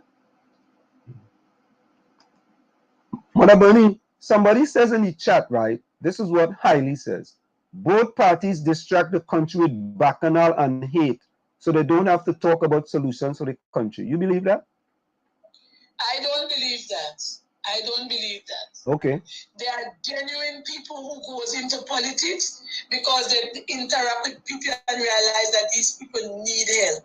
There are genuine people for that. Right? If you put up a front and at the end of the day you didn't make yourself where you say you were supposed to be, you have to leave. I said that already. Right? You go out there with a mandate to help people. Right now, I am telling you, I'm not hiding anything. There are very much suffering people in Tobago still. With the PDP now coming, trying to see some people that don't even have a house to live in. If you see some people condition a house for 21 years of how much billions of dollars pass through Tobago House of Assembly, and if you see these people, Now we had a town meeting the other night, and some of the same PNM people coming in the town meeting to tell you how much years they applied for this and how much years they applied for that, and they ain't get it. And when their people was there, why they wouldn't go in there and tell them that? Why you want the people who know going to wave a magic wand and everything just happened? No, you have to go into the books and see what was going on inside there first before you make a decision what to do and what not to do. You don't want to make a decision at the end of the day. You don't have money to do what you're supposed to do. You have to go through those books, the accounts. You have to get answers for some of the things that are going on here. Everybody saying, since Friday going there, we want to see what the zip line. The zip line have issues. You have to go through it first. The zip line have a lot of issues. And people been trying to cover their tracks. They've been trying to cover the tracks concerning the zip line there. There are a lot of issues. Maraboni, 1 minute. I want to say to people in the chat, folks, please keep it clean in the chat. You all know what we stand for in the chat, right? Please keep it clean. Keep it clean in the chat. Okay? I'm not calling any names, guys. Just check and see if Dr. Khan is behind there anyway. Yeah, but what is the reason for making dirty comments? No, we are human beings, and we know that everybody wouldn't be on the same side. Everybody wouldn't be on the same side of thinking. But we don't have to be dirty for that. Right, and right. I don't understand it why you sit down and let a political party have you so ignorant that you have to make dirty comments about people. We are human beings and we need to get real. You know, Mother Burnie, we need to get you know, Mother Burnie, I find something in Trinidad that both sides of the political divide, when people cannot deal with the issues or the facts, they start to call you out on nasty names, and it starts from the prime minister. It starts from the prime minister of Trinidad and Tobago. For example, Imp. Look at the things you say about women, right? Right, and Imps. Look at the things that you say about women. Right, now Imps. He put down women to the last class. Right, and right. they will be inside in meetings and wherever places in saying these things, all in parliament and come in this and clapping. And that's some good for them. Now I hear a comment and Dr. Khan, you see in the background. I hear a comment previously from the Prime Minister. He called, I think it's the opposition, imps, pimps, and chimps. Right? But he called me imps in Tobago too. Right, right. He said those imps that are in Tobago. Right, right. I don't agree with none of that. However, we have Andy Williams on our radio station calling him Chief Kunumunu and Chief K-Hole. Right? You know, we just call people you remember he called Ian Robinson Chief Kunumunu when they did the anointing in Africa. He went in parliament and called Robinson Chief Kunumunu. Right. Right. You see, Mother Burnie, now people are upset when Andy Williams say it, but when the Prime Minister say it, people are not upset with that. And because listen to me, he's supposed to have a heightened office so he could use words and say things to people as he wished because he's high in office. But you, the little man, cannot say anything because you're supposed to lap your tail between your legs and shut up.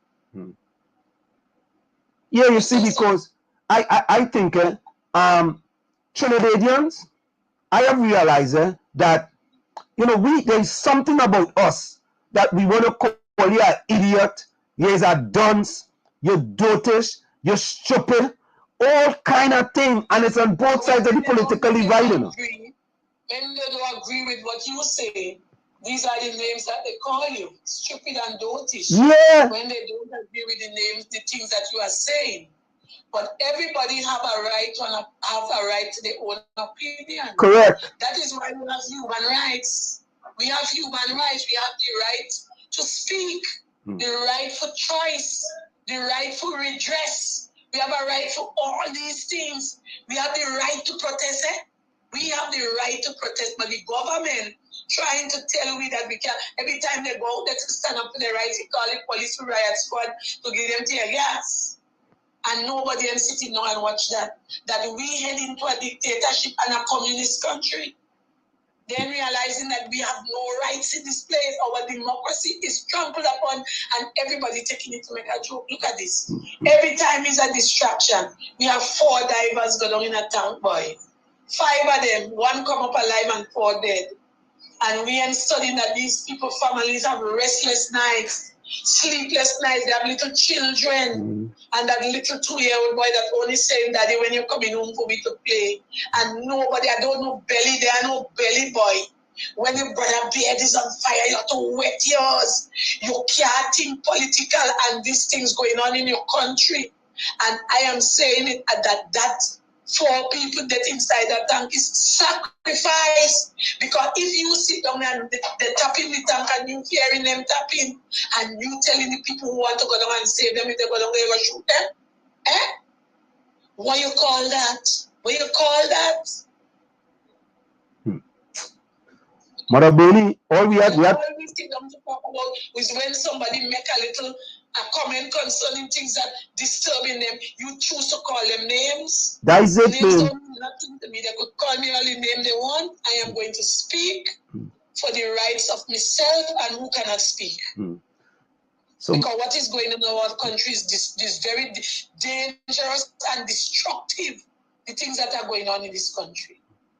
Nobody cares about nobody. King or sing a song. Who are to guard the gods? Who's going to guard the God? Yep. We've seen it right now. And everybody's keeping a secret. But the man said they have a code of kusumusu. They're supposed to keep one another secret. And if you go out there and let out the secret, they kill you politically. All these things that to go back in their mind and what's going on in the country and realize the man is dealing on whatever he says. All in the parliament. Sit down and shut up and sit down. And instead you're telling the opposition is there to oppose things that they do, that they believe is not right. That is where the opposition, but if you're in a parliament and there is no opposition, better you don't have none. And then the people who behind you, I don't understand why they believe that you could do no wrong. Come on, the only man who was perfect man was Christ. We all sin and come short of the glory of God. All are we sin. We sin every day by thought, word, deed, and action. So how you could think that you never wrong, that your party never wrong? I don't sit down and take rubbish. We have people in the country that's suffering. We have people who are nowhere to rest their head. We have people who don't know where the next meal coming from. And all this body parts in this country know that oil price is raising. You raising gas. And every day when you supermarket I live in here, I could tell you, I have my little food place and I'm telling you, profit and therefore we know. We just buying goods, selling it back, and that is it. Every day going in the supermarket, everything raise up. And nobody's getting down to why the prices of things raising. But all you want to come and tell people, this could happen, and that could happen, and the other could happen. $8 is still $1, $100 is still $100. The value of the money and move. But the value of the things that you had to get gone up. And you go tell me, I go sit down here and say that right? How could I as a mother, oh God, sit down here some train and even know what they're sucking finger all day and pulling their mother dress. Mommy are hungry, she poor child, poor mommy are not to give them. Nobody ain't seen that. They ain't seen that. They see the rich and famous getting richer and buying out all the lands in Tobago. Well, they come for mine and they are waiting on them. Mother Burnie. And they are waiting. They're talking about property tax, and if you ain't paid, they could seize your property. I have them on ancestral land, they come. They ain't here with us born on ancestral lands, they come. I don't tell nobody they'll come. If you're big and bold, come for it. It's yours, come for it. And we're so ignorant in this place that we don't realize that we're going on a dangerous path. And if we don't match with break, you go crash. We got crashed. We try our best in Tobago to get out them people there from here. We give them 14-1. But in Trinidad, something is wrong down there. They need to catch themselves and listen to the issues in the country and stop listening to the politician that fooling them with every time they feel that they're hungry, he run around the country with few baskets and give them. When them basket they done, what will happen after that? The basket of goodies can't pay you, water rate you can't pay, your TNT bill you can't pay, your telephone bill you can't pay. None of the bill them. The basket of goodies can't pay them. You need money to pay your bills. What about? And work, you're not giving nobody, you're bringing in people from outside. 250 Caribbean people you want to bring in to take up the positions of the people in Trinidad and Tobago, 250,000 people, you want to bring them in, and when you're done, you're going to say the people of Trinidad and Tobago don't have no skills and they don't have nothing to fit them position. Then why are you doing that? You close down all the trade centers that's supposed to teach people things so that they could get skills. You're bringing in outside people to do all kind of things and saying you don't have them people there in Trinidad. Who tell you you don't have them? Why you not opening up the place for the people and them to get things to be done? Where is your problem? You have a serious problem as a prime and always knocking your chest. I am the Prime Minister of Trinidad and Tobago. Something bothering you because if you're so confident in yourself, you don't have to repeat that and get the citizens then know you're the Prime Minister. Anytime you're repeating that, something wrong with you. Mother Burnie, I want to say that it you know, it's always a pleasure when you come into the village. You keep it real, you talk truth to power, and it's always a pleasure to have you in the village. You haven't been here a long time. We had to keep you back. We had to bring you back, you know, and I know we had little difficulties tonight, but we see through the difficulties.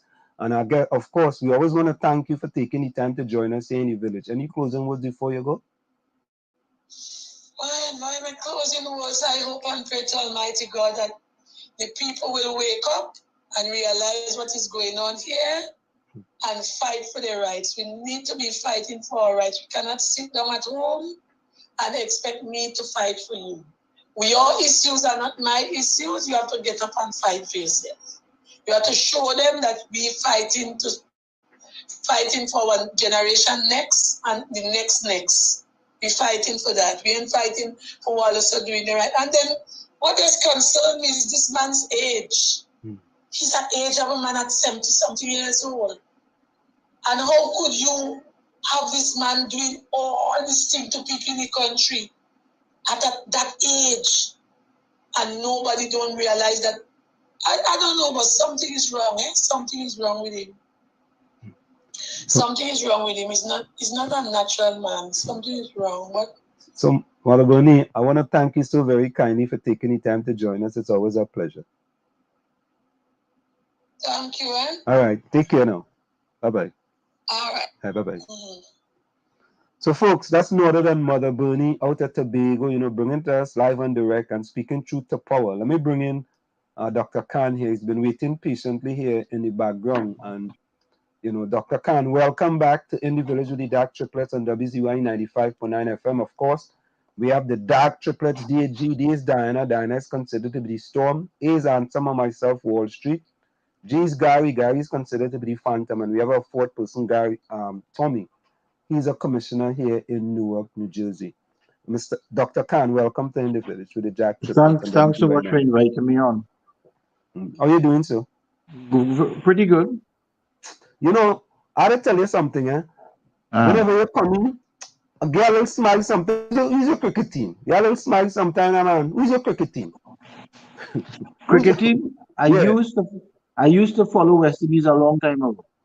What do you mean by that? I don't follow them again. So who you just follow now? Nobody. I don't follow cricket anymore. All right, football then. Who you like? Me, Germany.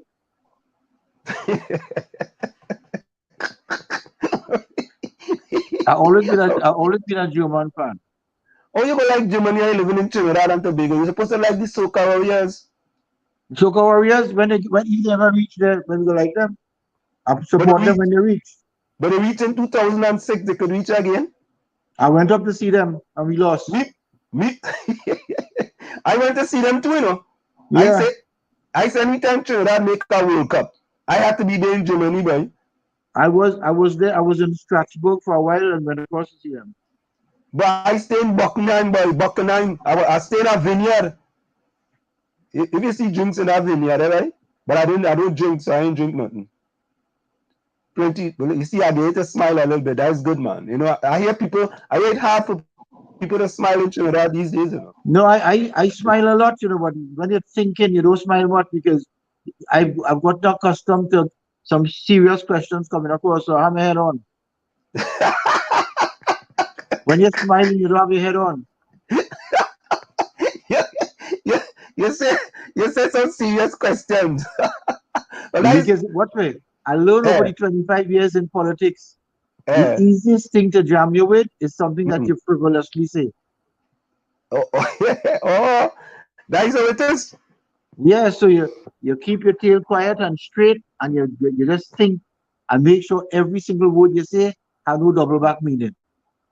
Oh, okay. So you're thinking about, you don't just think about now, but you think about the future as well. Exactly. Right? I learn. Yeah. But let me ask you a question. You learn, right? And you're still at UNC, correct? But I'm still there. I'm a party member, but I'm not an active party member. Well, you're at UNC then, right? No, I was a UNC when I was in office. No, you have a party, I have a UNC card. But the thing about Trinidad and Tobago, sometimes you could be an independent thinker, or you're carrying a party card.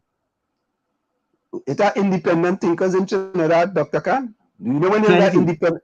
It's that when you're that independent thinker and you're in a party, you know that's kick you out. No. When you are a representative of the party in some form or fashion, you have to subscribe to collective responsibility, and you have a kind of Tory line, even if you don't like it, and if you find it's rubbish.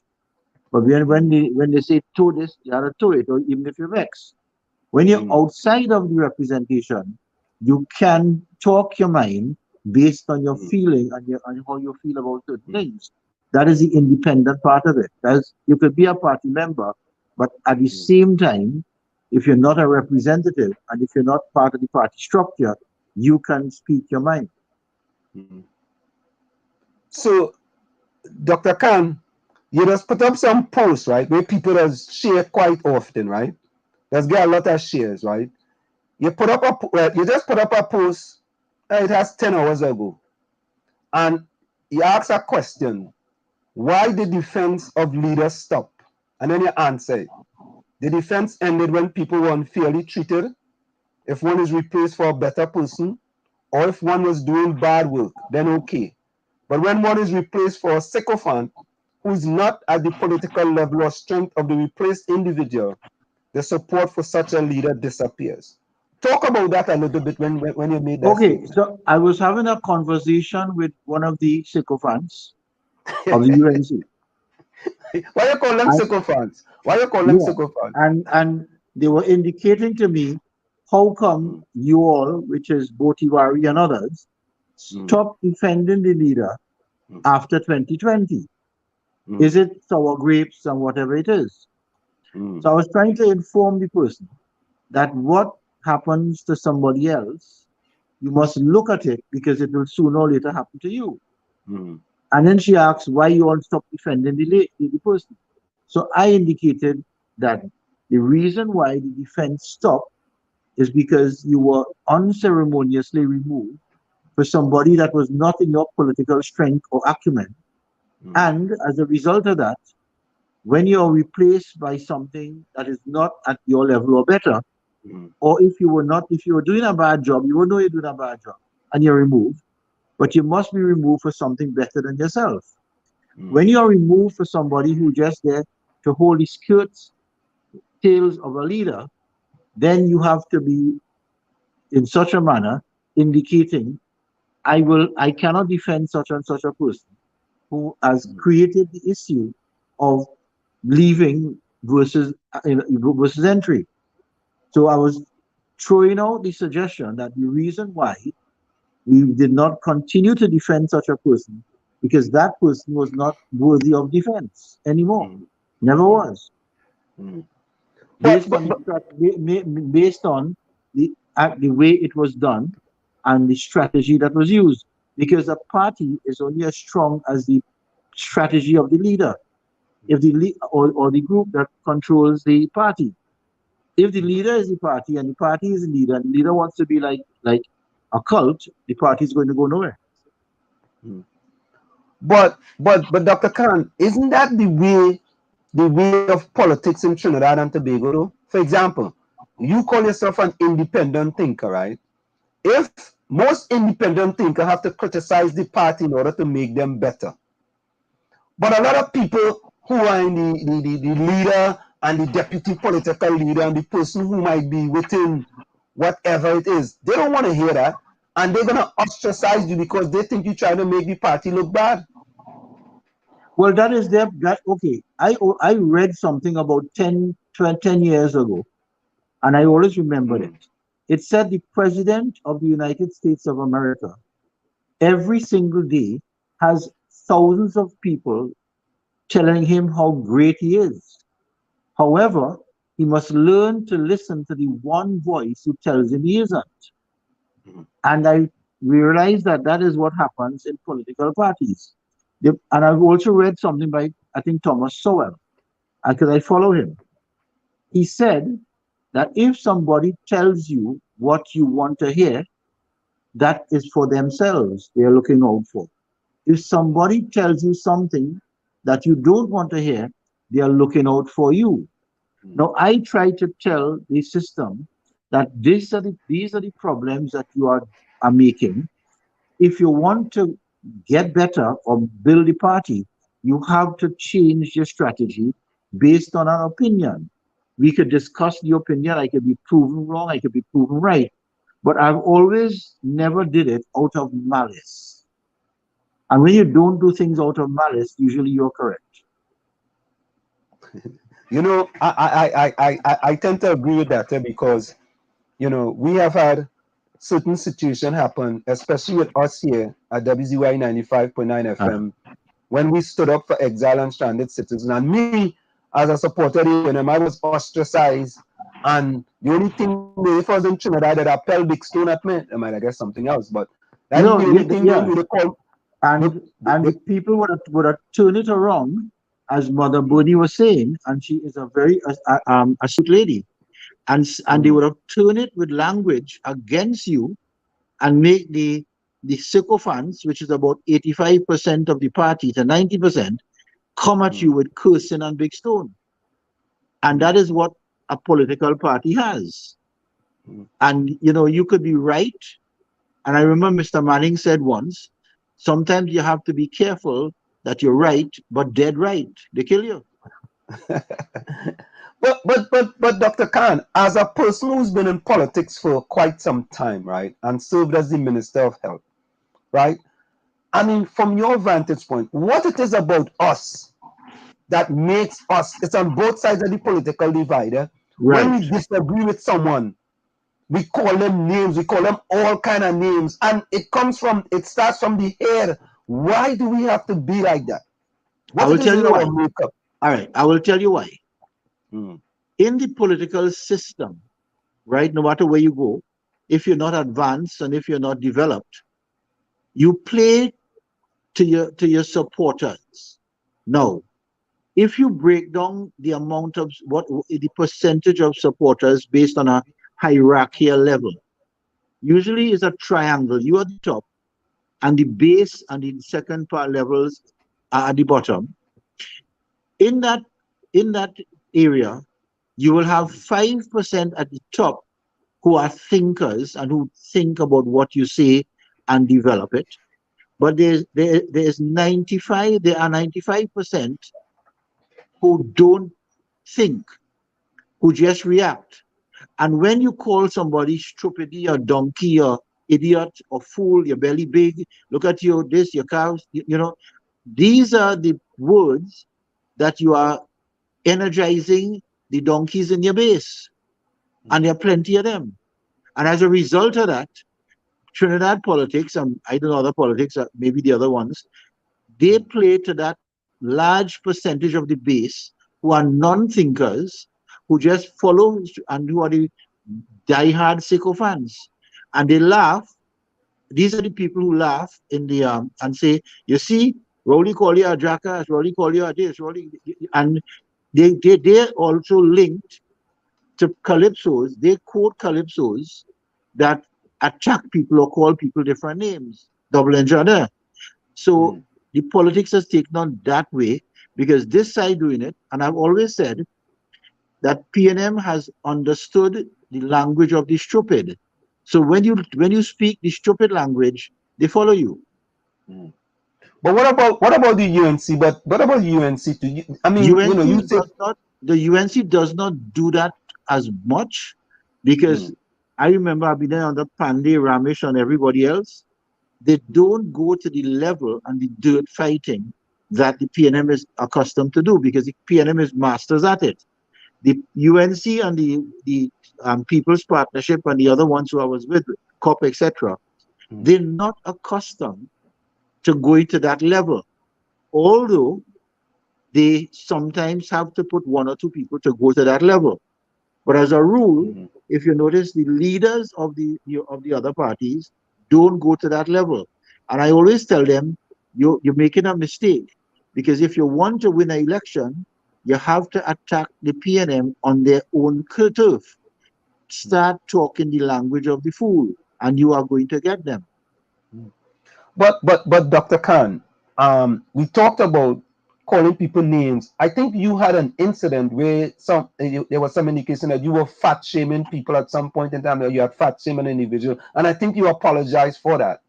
Well, yes, because okay, had the population listened to me, the COVID would not have run through Trinidad like that, because the majority of people who died and who died from COVID, who succumbed to COVID, was a result of obesity. And in the United States was the same thing. And at the end of the day, I was trying to show people, look, you are very obese. Stop, as they say, fat accepting. Stop trying to promote fatness. Fat is not good. It has a lot of comorbidities. And as a result of obesity and fatness, your heart, your liver, your kidneys, everything goes. So when you have somebody promoting fatness, but I apologize afterwards. It was a bit harsh. But I spent 4 years as a minister trying to teach the people of Trinidad and Tobago proper diet, proper ideas, proper BMIs, and also know your numbers, know your things. And nobody took me on. They continue with it. And when the COVID hit and people started to die, and all these massive looking people were dying, people were blaming COVID. Nobody was blaming the comorbidities. And if if an H flu virus had started, they would have died the same way. So Dr. Khan, stay with us, right? We got to go for a quick station identification. Sure. Of course, folks, we have with us tonight Dr. Faud Khan. It's in the village with the DAG Triplet of WZYE 95.9 FM. We're going to go for a quick station identification. Stick and say, don't go nowhere. It's in the village with the DAG Triplets on WZYE 95.9. You're listening to WZYE 95.9 FM. You are listening to WZYE 95.9 FM, the most influential name in Caribbean radio in the tri-state area. Broadcasting from East Orange, New Jersey, the most influential name in Caribbean radio, WZYE 95.9 FM. We are back with you. It's in the village with the DAG Triplets on WZYE 95.9 FM. We come to you every Tuesday, Thursday, and Saturday from 7 to 10 p.m. We have with us in the village tonight Dr. Faud Khan. Of course, he had joined us before, and he joined us tonight. Now, Dr. Khan, I want to go back to a quick point, right? If the PNM have a certain strategy, and the strategy is name calling, you think the UNC should match that strategy of name calling? Yes, I think they should. Well, and why do you think that? Because the level of intelligence of the voter who votes, right? They're the ones. If what you're doing isn't working for you and is working for them, what people tend to do is ridicule each other on the when you speak, and people fall for it, and they repeat it, and they sing about it, and they continue to, and you know. If you could get it's what they call in Trinidad fatigue. We in school, you go, it's like ragging. You give people fatigue till they'll cry. And that is Trinidad's culture for some reason. You tell people all kind of things, and even if they are soft, they tend to cry, you laugh at them more. And it's a kind of a bullying. And the PNM does it well in politics. The UNC or the whoever it is on the other side has to match the level of bullying, but not go to you have to be smart and not go to the point of defamation and nasty.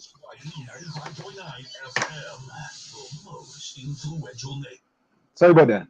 Go ahead. Sorry about that. Yeah. Go ahead. Yeah. No, that's what I'm saying. And the thing about it, what tends to be Rowley's points these days, he likes to talk about rum and vodka. He then goes to that level and he comes back to another level about, negative, nasty talk about. Rowley has gone all kind of different directions. But guess what? His supporters and other people lap it up and laugh. Calypsonians sing about it, and they continue to be that level.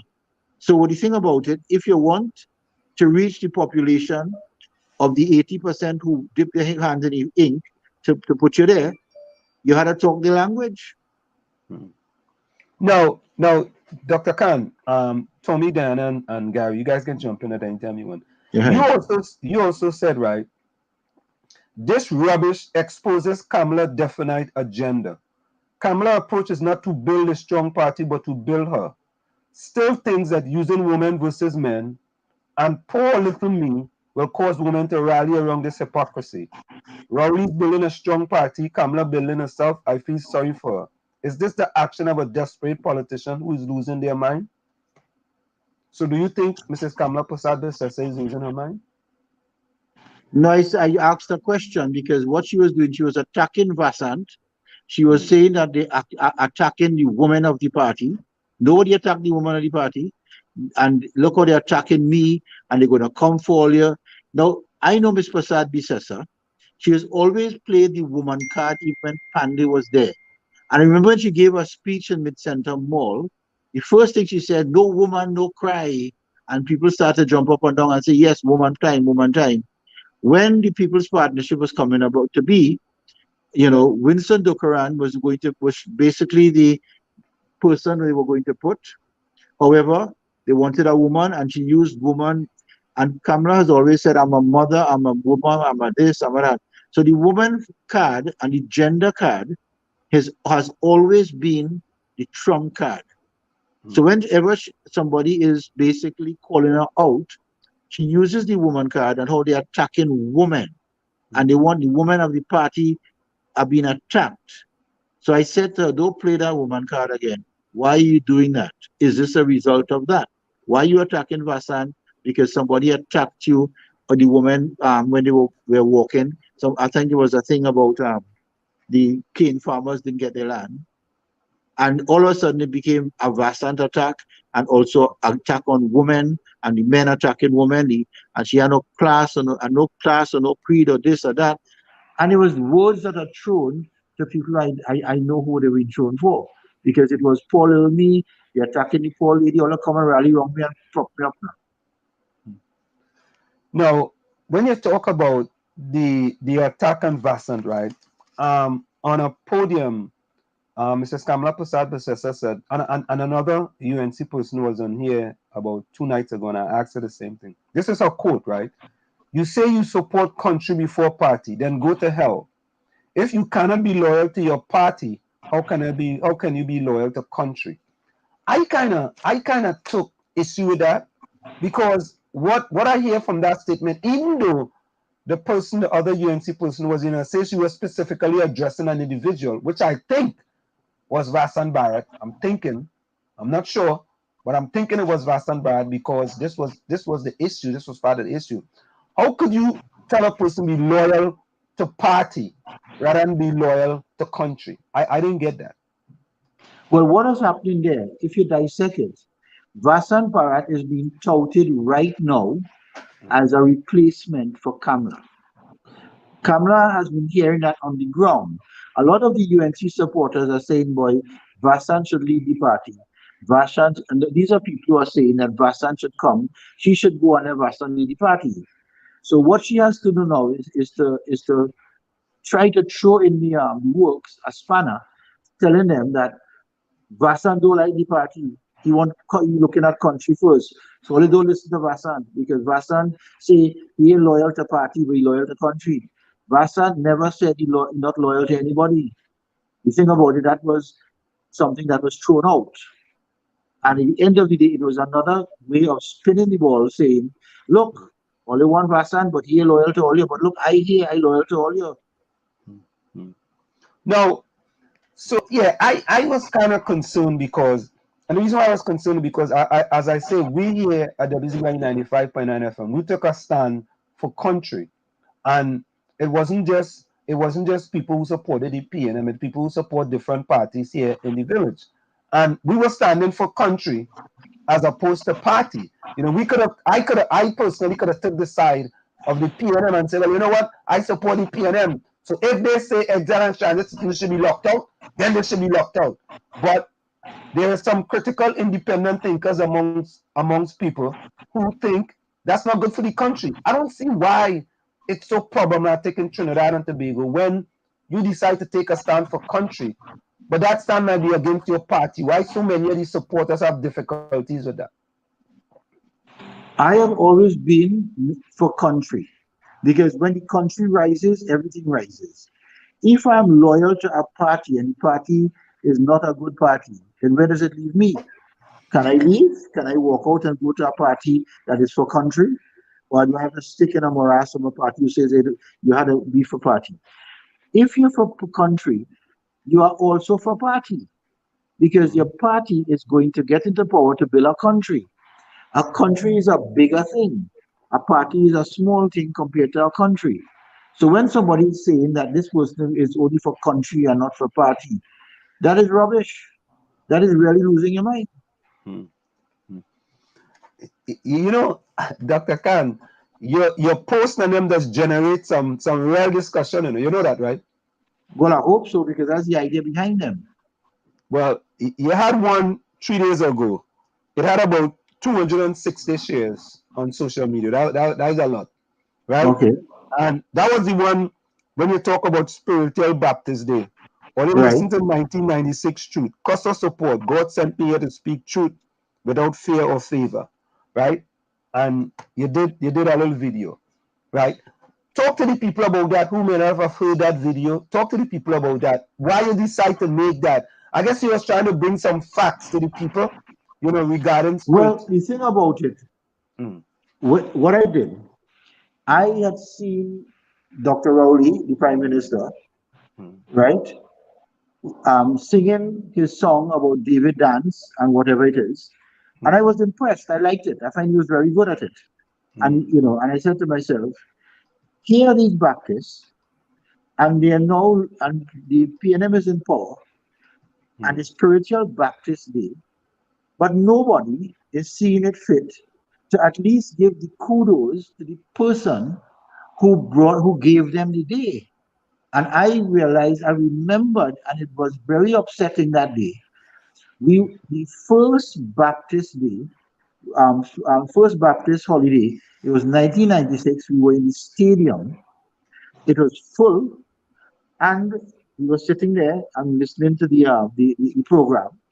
And Mr. Pandey, who gave the Baptist and fought for it the day itself, and in the parliament, Mr. Manning wasn't too hot about giving him the day. And Mr. Pandey went up to talk.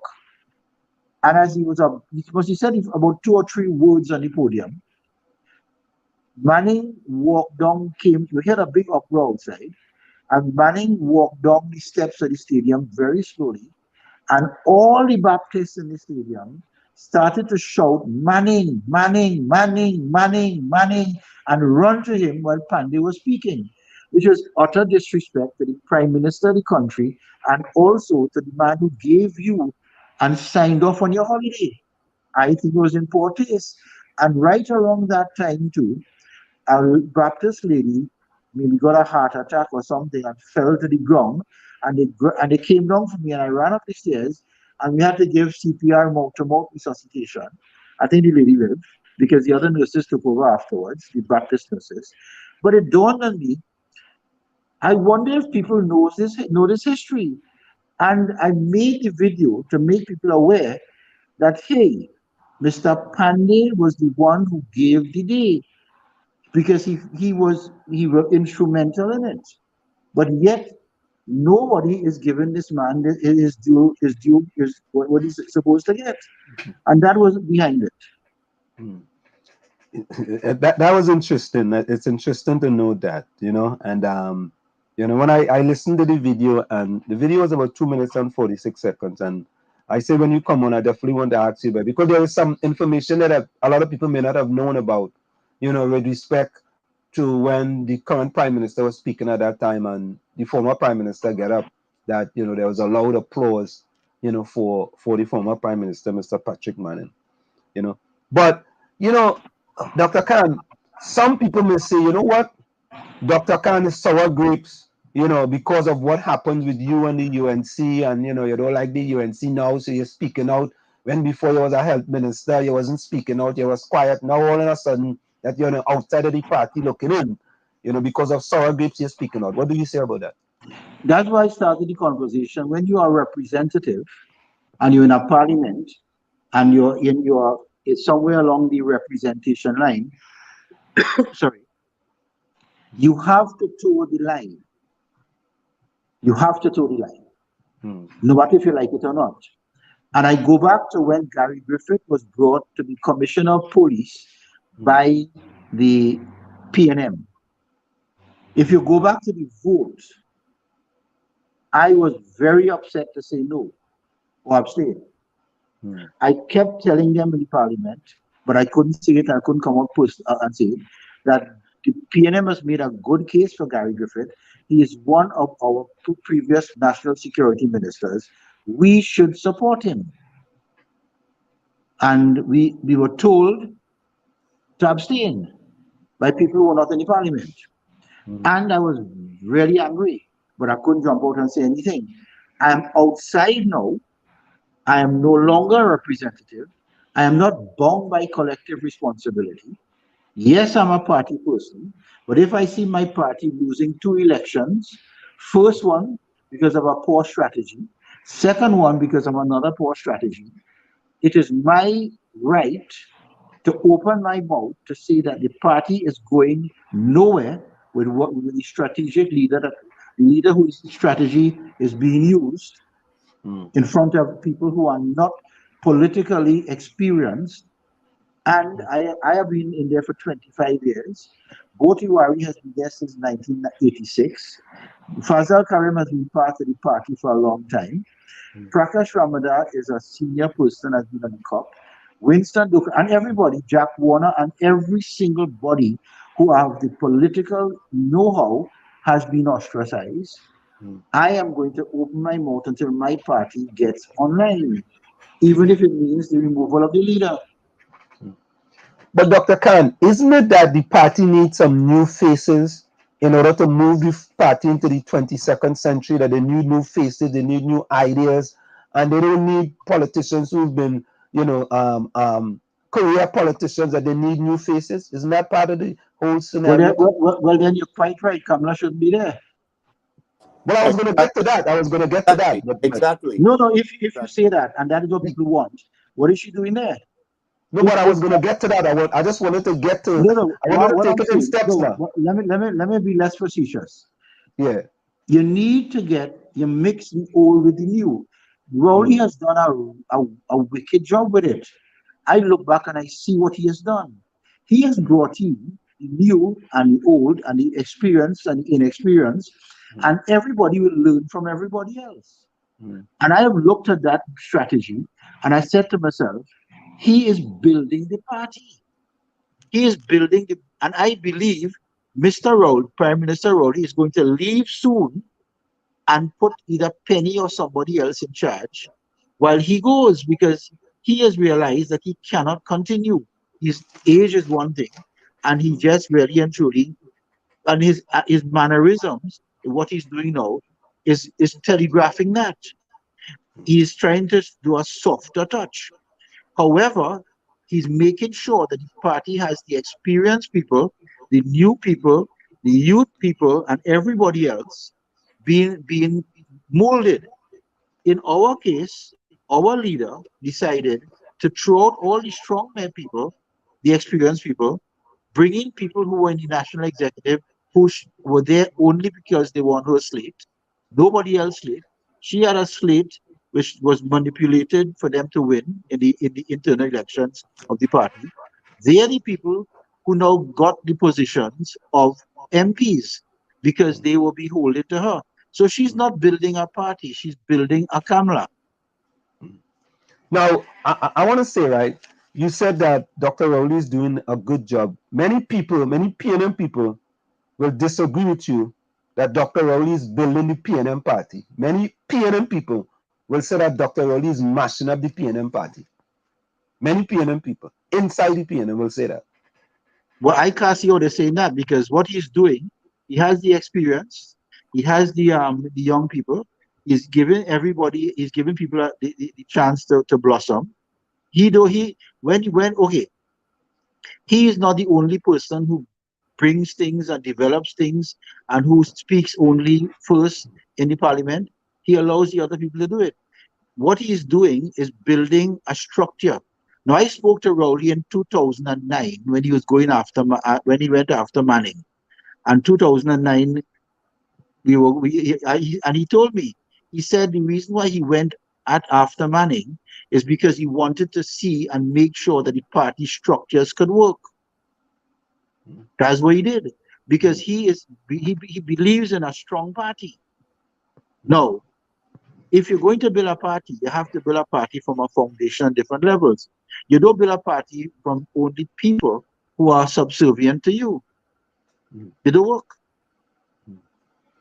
Yeah, I hear you, but there are some people that say, literally PNM, who's saying that Dr. Rowley's idea of being the prime minister is to be very dictatorial in his behavior within the PNM. For example, at one time he says that I'm not going to go up no more for political leader.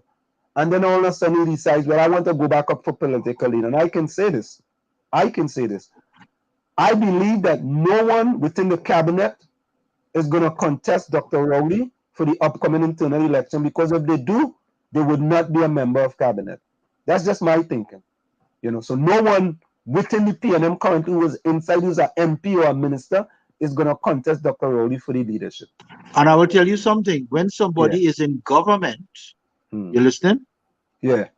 When you are in government, you'd be a fool to go after the political leader when you're in government. Because nobody does that in government. Dr. Rowley did that. In opposition. But Dr. Khan, Dr. Rowley did that. Dr. Rowley went No. They were Patrick not in government. They were not in government.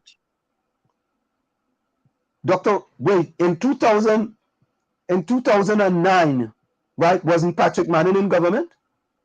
But Rowley didn't go after him then. He went after him before.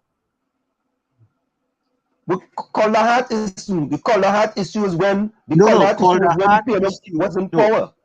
What happened in the Calder Hat issue?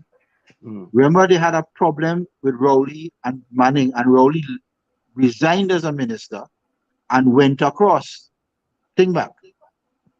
Went across where? I don't understand. Rowley went, and he was no longer a minister, and he became a backbencher. Right, he became a backbencher. Right. Right. He was not in the cabinet. When Manning lost the election in 2010, then Rowley made his move to dispose of Manning in the PNM. Yeah, but it started when the PNM was in power. Manning stand up in the parliament and tell Dr. Rowley to be a bully. You said that nobody attacks people if they're in cabinet. He was not in cabinet. He was ostracized from cabinet to the other side. But he was an MP still. That's okay. You could do your shit when as an MP. So when he's an MP, you say, so all right. So So what you're saying is that if he is a minister and an MP, you cannot contest the political leader. No, you'll be stupid to do that. Okay, but should that be the way it is? Should that be the way it is? Well, that is how it is, because if you're a minister in a cabinet and you have a prime minister who's head of the cabinet, you would be foolish to go and dispose of a sitting prime minister or sitting political leader. If you're an MP outside and you and the prime minister are no longer friends or close, then you will throw your hat in the ring and deal with him in your party. So, boy, the system. I hear you saying. No, that's how it is. That's how it is. And if a person, a leader, loses elections more than once, usually they step down and give the party a chance to breathe. That is Mrs. Kamala Prasad Besesta position, right? No, you do not. You do not manipulate an election to stay in power. You don't do that. Then you're not looking after the party. You're looking after yourself. So, Dr. Khan, in a nutshell, you are saying that as a person who's been a UNC, been a Minister of Health, been a long-time supporter of the UNC and any sort of faction of a coalition in Trinidad, you are saying to the people of Trinidad and Tobago that Mrs. Kamala Prasad Besesta should step down as the leader of the UNC. She should. And let the leadership, let a new system, a new face, and a new strategy take place. And in your opinion, who do you think those leaders should be? In your opinion? When she steps down, everybody throw their hat in the ring, right? Who thinks they could do it better, and let that happen. Would you throw your hat in the ring? I don't think so. I don't want to part of this again, sir. But Dr. Khan, I see the other day you put up a post to join the JFP, to join Mr. Herbert Burnie party. Is that a sign that you might be thinking about joining up with the JFP?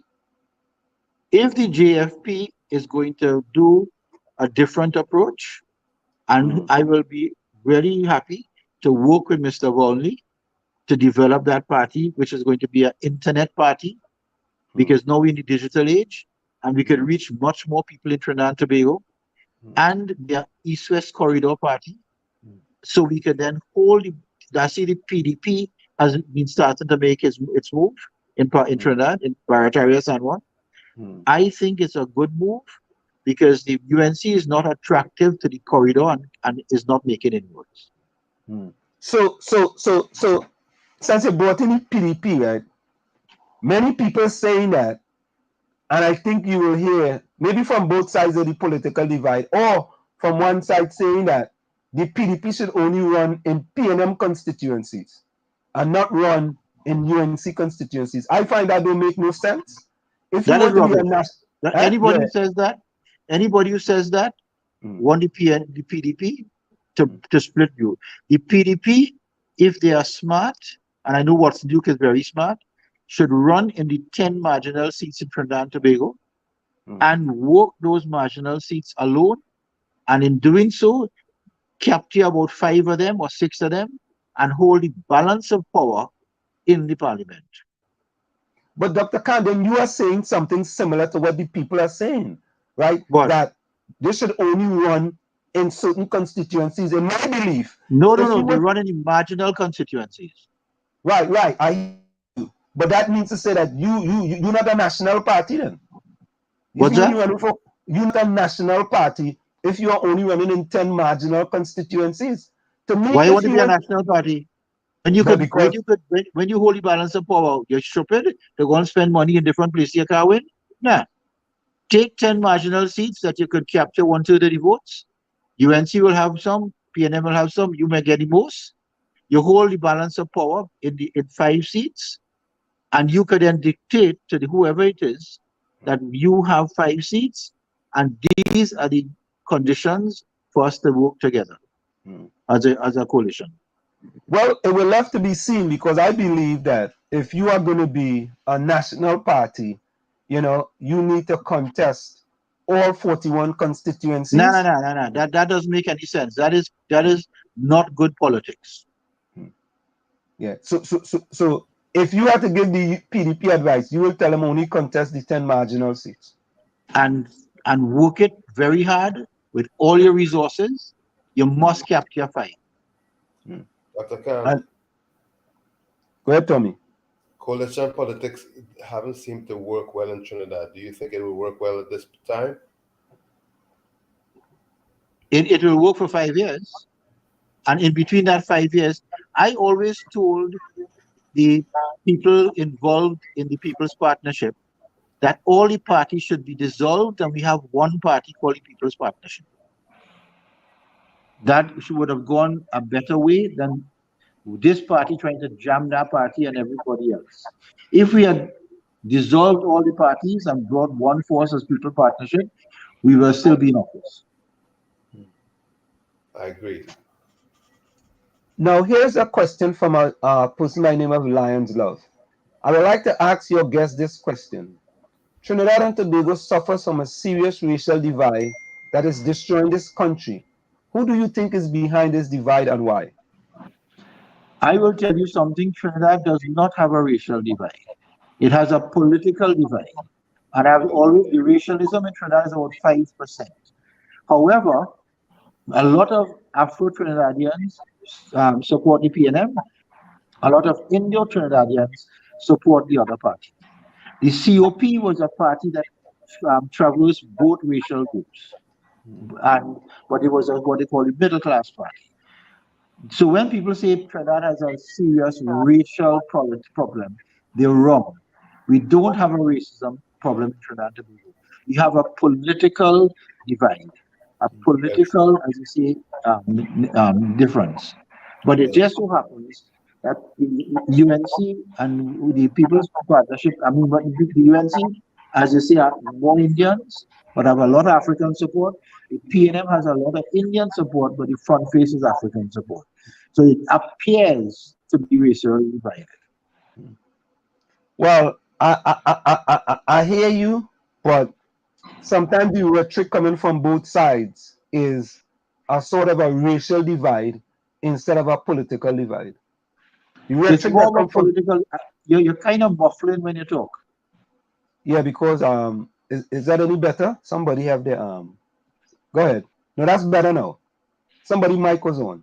Go ahead. Yes, many people will say that the rhetoric that comes from the political parties at times, due to commercials, due to ads, has a more of a racial divide as opposed to a political divide.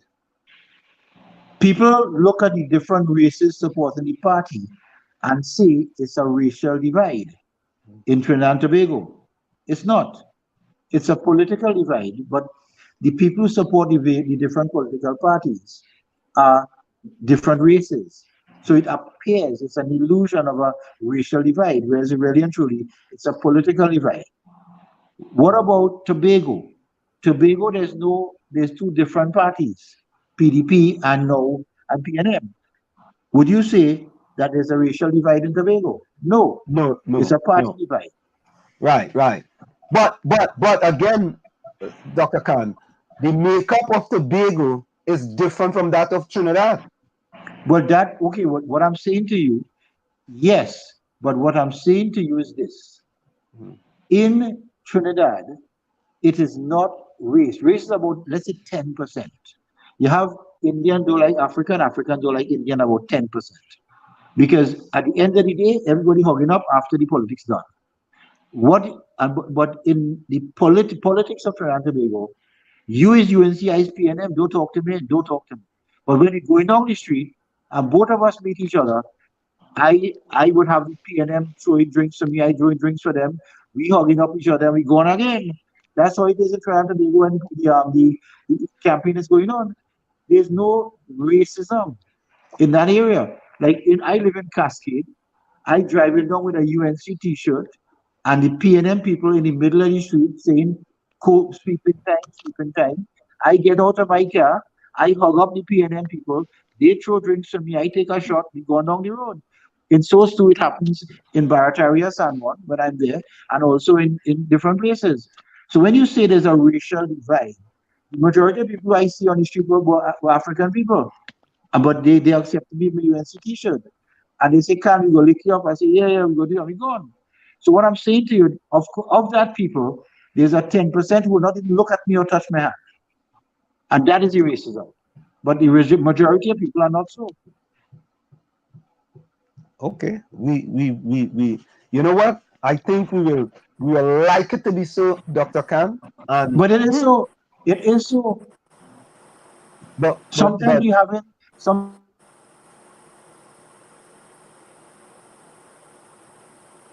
P&M hijacking the thing again. You're getting some truth to power there, Anson. They you blaming the P&M for. But Well, I don't agree with Dr.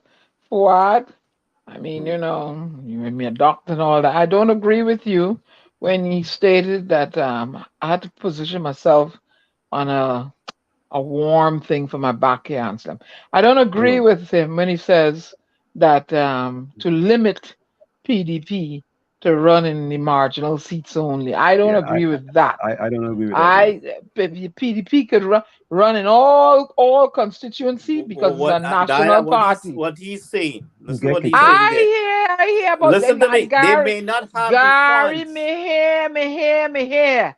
But they don't come and not have the funds to do the 41. So he's giving them an advice where they can be most effective. That is the advice he's giving. But running all 41, but concentrating 10 maybe. But don't tell him that he can't run in all 41. Then that's when stuff starts. Diana, I don't think he say he can. I say his strategy will be. Yeah, his strategy will be for them not to run in those other 31 constituencies and only run in the 10 marginal seats. And while we're at it, okay, Gary. PDP couldn't buy a T-shirt in Tobago. Okay, I'm glad. Wait, Gary. What do you mean PDP couldn't buy a T-shirt in Tobago? I don't understand. Of course, PDP could have buy T-shirts in Tobago. Let's bring back Dr. Khan. Dr. Khan is back with us. So Dr. Khan, sorry about that. What kind of internet you have B-Mobile or digital? Or Flow? Alternet. They don't have internet, they have Alternet. No, I have digital. Oh, you have digital? Okay. It just dropped. So Dr. Khan. 1 minute. Dr. Khan, it seems like all you have 3 football teams in Trinidad, right? Flow, B-Mobile, and Digicel, right? I think TSTT is B-Mobile, right? Right, Flow. Right? And Flow, right? The problem I find in Trinidad is that how come by 2021 the internet will be just dropping just so by? They have green dot and all kind of thing. I have no idea, but you know, it comes back on right after. You live with it. And you know, you say that with that straight face. You live with it. Yeah. What you do? You live with it. In this country, if a company like Verizon or AT&T or dropping thing, it's lit for them, you know. They might get people a job for 2 minutes. You have to get people credit for that 2 minutes, you know. But not yet. Well, let me tell you something. I had a certain cell phone company, and for 2 days I can't use my phone, no customer service. Nobody had a. Well, you know what happened to them? I dropped them like a hot potato and find me a new provider. When they came back up, they was feverishly trying to get me. I was with them for 15 years. I said, nah, 2 days, I don't say I can't be part of it all. Later. But anyway, Dr. Khan. Yes, I have a question for you. Before I forget. Is it illegal in Trinidad? I don't know how it works. You're saying that for him to concentrate in the 10, the marginal seats, how many there are. Supposing he gets funding, is it illegal for companies to fund a political party in Trinidad and Tobago? When you say funding, like what type of funding? Well, advertising, water, T-shirts, wherever. No, it's not illegal. So if Watson Duke gets funding to run in all 41 constituencies, then he's good then, right? Well, yeah, he's good. Okay, that's all I need to know. But I would not recommend that. But why, Dr. Khan? There's a game called chess. And chess is a game where you have to use strategy. Why be dotish and run 41 seats, right? When you could win 5. Why are you limiting him to 5? Because the UNC has 18 safe seats, 16 safe seats, and 2 marginals, which is Barataria and Moruga Tableland. The PNM, St. Joseph, Tunapuna, Soco Manzanilla, Lopino, Burnie, San Fernando West, that's 5. The 2 UNC 6-7. And you could get 3 more around the place if you look where the votes are close. Don't be crazy to go into the PNM diehard seats and the UNC diehard seats. If you take 10 seats, which is the voting is very close, you could split the votes to such an extent that you could win. Okay, I hear your strategy, but and then if you have 5 seats, both sides will have to woo you if they want to be government, and you could demand to be prime minister, like what happened in St. Vincent, where they had I think 16 seats, 8-1 or something like that, or 6-6-1, 13 seats, and Mitchell became the prime minister. You mean not St. Vincent? You're talking about I think it's Grenada, St. Lucia. One of them. Yeah. Correct is right. You know. But so I've got a question, if you don't mind. How does a constituency evolve into a safe seat? What would I mean? Yeah. Okay. How good? When you have the majority of people in the constituency will vote one way no matter what. No matter what. You come like California. California will never be anything but Democrat. New York will be not but Democrat. Hey, we shifted here. But does that make any sense at all in a small country like Trinidad and Tobago? The small countries and the big countries is the same thing. When you look at the parts of the United States that is purely Democratic or purely... Arizona turned blue the other day, so it's possible. So, no, Arizona turned blue because you had people from California going to Arizona. Well, it turned blue because they got fed up of 45 and he dissed the astronaut guy. And that is why Watson Duke could make an inroad in a place where it's easier to turn into PDP. But and this is my problem. You see, Dr. Fuad Khan, having the Barbadian background, but born in Trinidad and raised up in Trinidad, right? I was born in Trinidad and Tobago, but raised up in Trinidad. It's tight to me, right? That's my thing, eh? You're gonna stifle the country's growth if you stick in that myopic safe zone where we ain't voting no other way but this way. What about your children and your children's grandchildren? You don't want better for the country? I mean, I personally, I've never got to vote in Trinidad and Tobago because I left as a young lass.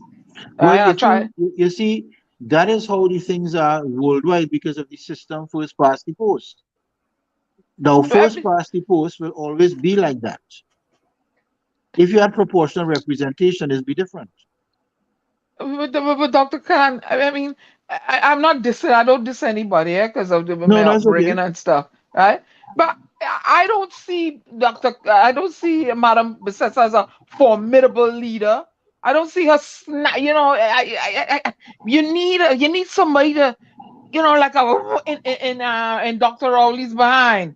You know what I mean? He does what he wants, and and she doesn't come like a Nancy Pelosi. Then, you know what I mean? That kind of, he starts up with his foolishness. It's like she does an orchestrated thing. And then that's it. You need formidable. You need a force. And when you talk, he got to listen. So I don't see it in Miss Besessa. You need a Mia Motley. Thank you. Talk your talk. Now you're talking what I mean. I don't see it in Miss Besessa. I'm sorry. So, Dr. Khan, you see, I hear you, Diana, but someone said, Kenton Thomas said, Mr. Faud Khan, I am so disappointed in your political views. Could you elaborate on the UNC's unfair internal election? I don't want to go into that because that's party politics. I mean, I'm not going to go into that level. Okay. I just asked the question here in the village. Yeah, no, yeah, that is party business. Okay. And I don't. Somebody else says, Eugene Julian says, Dr. Khan just said what I've been saying. I don't know. Maybe you said something previously, Dr. Khan, but we say so much in the village here that, all right. But wait, Dr. Khan, listen to this, right? Yeah. Somebody says, I don't know if this is accurate, but give me your take on this. Harry Singh says the majority of people on both sides are racist. What's your take on that? That's rubbish. That is rubbish. Harry Singh talking rubbish there. And why so? Because I've been in it. I know it. I mean, they're not racist. I'm telling you. You have racists in one or two, but you don't have the majority of people. You may have one or two racists on whatever side. But the thing about it, racism as it exists is not found in the total value on both sides. They don't. When we're in office, we help the other side. When we're in office and when we're in office, they help us. People, at the end of the day, if I have a constituent that needed something, I would send it to the appropriate minister, and vice versa when I was minister. But Dr. Khan, isn't racist too heavy a word? Can it be said that maybe they're prejudiced? Because racism is so heavy. Because I went to school, and like I always tell people, an Indian lady made sure I went to school and had my books and stuff. But so how can you be? How can we are considered Indian people and Afro people are considered black here in America and wherever you're going to work? Well, you see, yes. So how can we be racist? Maybe you have prejudices, but racist is too heavy a word. What I'm saying I'm glad you came on, is we don't have overt racism totally in Trinidad. What you have is political, as you say, is a political kind of division. And because majority of one side is Indian, majority of the other side is African, it looks and appears to be racist. Yes, they have a 5% racism if you're going to count it, but 95% of it is not racism. It's different political ideologies. And maybe religious beliefs, and I believe it may be prejudices and biases, but racism is too deep a word. We don't want that in Trinidad. But then it's saying that Afro people can't go here, Indian people can't go here, and that is not. And someone said that when you go in the classroom, you're seeing a whole heap of Douglas children. So where the racism coming from? When we campaigning, and we bounce up PNM people, or PNM people bounce us up when they campaign, you would swear to God is the same party with two different shirts on. That's why, I don't think it's racism. I would say it's maybe people are prejudiced or they're biased for certain. I have a bias. I don't like red-skinned black men. I don't like red-skinned, and I say it loud and clear. They do nothing for my libido. So that's a bias, right? But I don't hate the man. You see? So perhaps it's biases or prejudice, but you see, racism, that's too deep a word. Then it's like South Africa, and then, we don't want to go down that road. No. We nowhere in that. No, we're not there. Anyway, how are you doing, Dr. Khan? This is Gary Mahabir. Thank you for taking the invite. We always appreciate you coming in. I saw a situation in Tobago where a young lady was having a miscarriage, and they had to turn to the press and make a rant before they got some attention. I saw the article and I reached out to ministry, and they did look into it. But I am concerned about the way the level of healthcare has become. I think it was much better while you was there as the minister, where people getting medication, the service delivery was at a much higher standard than what I'm seeing now, and I'm concerned about how things have deteriorated. Well, Gary, when I was minister, I had a hands-on approach because I came from the system, and my chief medical officer was a specialist, as I say, medical practitioner, and he came from the system too. So together with him, he's Colin Furlong, and myself, we were able to troubleshoot and develop certain protocols and also with my permanent secretaries, they bought into the service attitude. So being a person who was at all different levels in the medical field, in the medical area, and Colin was also there, we were able to tweak certain things where we knew it was going wrong. But the chief medical officer now does not have that capacity. And the minister was never a person who was in the system. So he depends on the chief medical officer who has never been in that system. And the people I had to work for me in the Ministry of Health, they were all really and truly older heads who understood the system. When I would point them in that direction and I would tell them what I want done, they would get it done. But if you don't have that history, you're going to have a problem. So Albert Montano said, and Sam, it is St. Vincent. My wife's cousin was an MP in Sons Mitchell party. Son Mitchell, So, yeah. Yeah, all right. I Yeah, stand so corrected. Ansem, you see what I was telling you about Dr. Khan and the PPG providing a higher level of service, and Tommy was saying no, it wasn't really so, and it's like that. So, any questions for Dr. Khan in No, but reference to the level of service delivery under his Gary, watch as but Minister Gary, of Health? if Dr. Khan, as being Minister of Health, was providing good service, there were other services and other ministries that were abysmal. I mean, you know what I mean? You know, we don't want to go. We don't want to go tit for tat. You know, I'm not going to question Dr. Khan because Dr. Khan is a doctor, and when we look at Terence Diyal Singh is not a doctor. You know, so of course, Dr. Khan has the experience. And I worked in the public health for 6 years. I worked in Grandy as a consultant. I worked in Mount Hope as a consultant. I did operations in Tobago. I did operations in San Fernando. I had my own practice for 25 years. So to put all that, and also I had a very good chief medical officer who was at the same level as I was, medical specialist, etc. Together we were, and he was the head of the MPAT, he was the head of the Doctors Union, he was head of a lot of things. So with that level of experience, we knew exactly where the faults were. So we would go directly to the faults and fix it. In doing so, we were able to uplift the system. Now, if you don't have that level of experience and you don't call in people who have that experience, you're not going to get it done. You're just going to be thrashing around like a weed in water. But Dr. Khan, on that note, right? It appears to me and many of us, especially of us who live abroad, that government come and government go, and they put I'm changing it. They put wrong pegs in square holes. You know, because all right. Because the news that you get are always negative news. You have to remember that 2 million plus people pass through the system in the public health system per year or more.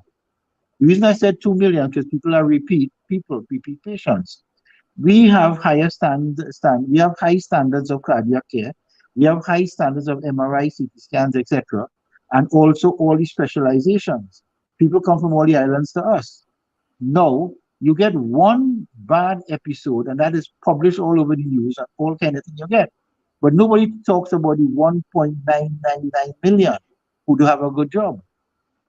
Now, all of that in Trinidad and Tobago is free. You don't have to pay a cent for it in your public health system. You could go in there with a heart problem. You could be, as you say, angiogrammed and stented and walked out with medication tons of medication. You don't pay a cent. You get your CT scan, your MRIs, you get your knee replacements, you get your cataract, you get everything done in Trinidad system. But you don't hear about that. What you hear about is one person get a negative thing, they go to the papers, the lawyers realize that they could make money and a name out of it, they throw it in the news, and what happens? You have the whole health system scampering. When I was the minister and they start that stupidness on me, I would say we're going to court and you're going to lose. I never settle nothing in court with these people because 85 to 90% of court cases are won by the institution. But you think about it, sometimes people want to keep it quiet and they're worried about negative news. I have no problem with negative news because I know the system delivers to people. Because we deliver it. Yes, we have some shortfalls, but they're taken care of. So Dr. Khan, overall, you are saying the health delivery system in Trinidad is up to par? If you come down to Trinidad, you get a heart attack or you get a kidney failure, you could be given all the investigations, all the dialysis, or everything that you desire if you need it right away. And you will get medication to suit once you're a Trinidadian citizen. But at the end of the day, if one thing goes, suppose you come in and you're sick like hell and something goes on, and you decide to sue or go to the papers and say you're not getting this and not getting that, right? You are going to create, you feel people go run behind you and a lawyer go run up and take it up. But I'm telling you that the health system in Trinidad and Tobago is a system that works for a lot of people. Well, that to me, that is somewhat surprising to hear, based on as a person living outside. And as you say, maybe it's just a 5 or 10% of the people who may have had a negative experience, and they become the majority instead of because the you hear that on the minority. news. Okay, I mean that's interesting to hear, and I think a lot of us who are coming to Trinidad. No, watch me. I could slam the health system and say it's bad and that kind of thing, but I wouldn't be so dishonest. Dr. Khan, what about San Fernando General Hospital? San Fernando General Hospital covers approximately 600,000 people. Now you imagine that level. And I was minister, we put up a whole new building, which we transformed into the San Fernando Teaching Hospital. San Fernando does a lot of good work. You think about it, you have a heavy load of people. There are people who are not emergent issues and who could, as you say, elective issues. Yes, you're going to have snags, but when you have people not getting what they want as right away as they want it, you are going to get a negative thing. But my daughter is in Canada. She goes to the emergency and waits 9 hours, 10 hours. She can't see a doctor when she wants. She cannot do that. But you don't see that bad name in Canada, do you? But in Trinidad, it happens in the front page. That's very interesting to hear, and I think so that means to say that, Dr. Khan, that the government is doing a bad public relations job then. It's not the government doing a bad public relations job. It's just that newspaper latches on to anything negative. But how do you counteract that? How do you counteract that? The Minister of Health shouldn't it be his responsibility? You cannot counteract that unless you're boldface. And when I was a minister and somebody come with stupidness like that, I would put it in its place and put the exact, as I say, medical or surgical report to it. Because I got a lot of that. And when I came back and I told them what it is, people understood. There were a lot of things that happened under my tenure, but I called it out because I had the specialization to deal with it. As a minister, if you want to be nice to everybody and everything and hope that you don't get negative news, as Minister of Health, you are going to be on the papers every single day, time of the day. So with all that being said, Dr. Khan, do you think that Mr. Terence Diasing is the wrong person for the Minister of Health? I don't think so. He has the heart in the right place. But the thing about it, if you want a person who might do better than Terence would be Amory Brown, because Amory was working in the system when I was there. He was the consultant in the HIV ward, etc. He worked in the system as a young doctor, and he would be able to tweak the system. But if he does not have a chief medical officer who could bat with him, he's going to have a problem. And that's why when I said, wrong pegs in square, right? Because I believe there are some people who are ministers that shouldn't have that portfolio. And I'll give you an example, right? I mean, when I look at Fitzgerald Hines, I think Fitzgerald Hines is fantabulous, splendiferous, marvelous, and tremendiferous as far as communication is concerned. So he should be Minister of Communication, right? Because he communicates with people. Whether you like him or you don't like him. No, he does. He's a very good communicator. Right. He's able to communicate with people, and he has a grasp of the language, even though he falls asleep sometimes. But, he has a grasp of the English language, right? And he, I think, would be a good Minister of Communication, or even a Chief of Staff like they have here in the United States. Remember Fitzgerald Hines was a policeman who became an attorney. He was a police first and he became an attorney. So maybe that's why Prime Minister Rowley decided to put him as the national security. No, I think you're making a joke there, Dr. Khan. No, that's why he was. That's why he was. He was a police before. Where he was a constable? Yes, a constable? And for years. And he then became an attorney at law. He was a constable, right? But police is constable is police. Dr. Khan, I see you're trying to keep a straight face. No, but Fitzgerald Hines and me go back since 1995. I have nothing bad to say about Fitzgerald. No, we say nothing bad about him. We are putting the right people, the talents and the abilities in position to make the country better. That's what we're doing. You understand? Because one of the best ministers of national security was a man called Gary Griffith. We had Gary Griffith as our minister of national security in them days. And I will tell you personally, he's a damn good minister of national security. And I used to look at him with awe, because remember, Gary was an army man. And they put in an army man in charge of that together with the police in. They respected him. I'm not gonna go against your opinion as far as that is concerned. If it was something else, I would have that discussion. But sure. I will take your opinion on that, because you was in there with him, and you see what was happening. But you see, Dr. Khan, I think we have some difficulties in Trinidad. Where is that? It is my belief that in the country, everything is PNM UNC, and we tend to make things into race very quickly. You see, we tend to make everything into race, and sometimes things are not about race, but we make it into race. You see, and until I believe we get past that, we're gonna continue to spin up in mud in certain situations in Trinidad and Tobago. I want to differ with you here, because it's not about race, it's about political affiliation. And the thing about it, he's a PNM, he's a UNC. I have always been advocating for the longest while, even when we won the election in 2010. I said to them, let us bring a national unity government where we could have, as I say, good PNM people, good UNC people, good ex-people who don't vote in the different boards and the system. As a result of that, we will be able to bring the country at a higher level. When you have people just from your party who you see in your face every day, these are people who are professional face lookers. They know how to come with your face and the system. And the good people do come.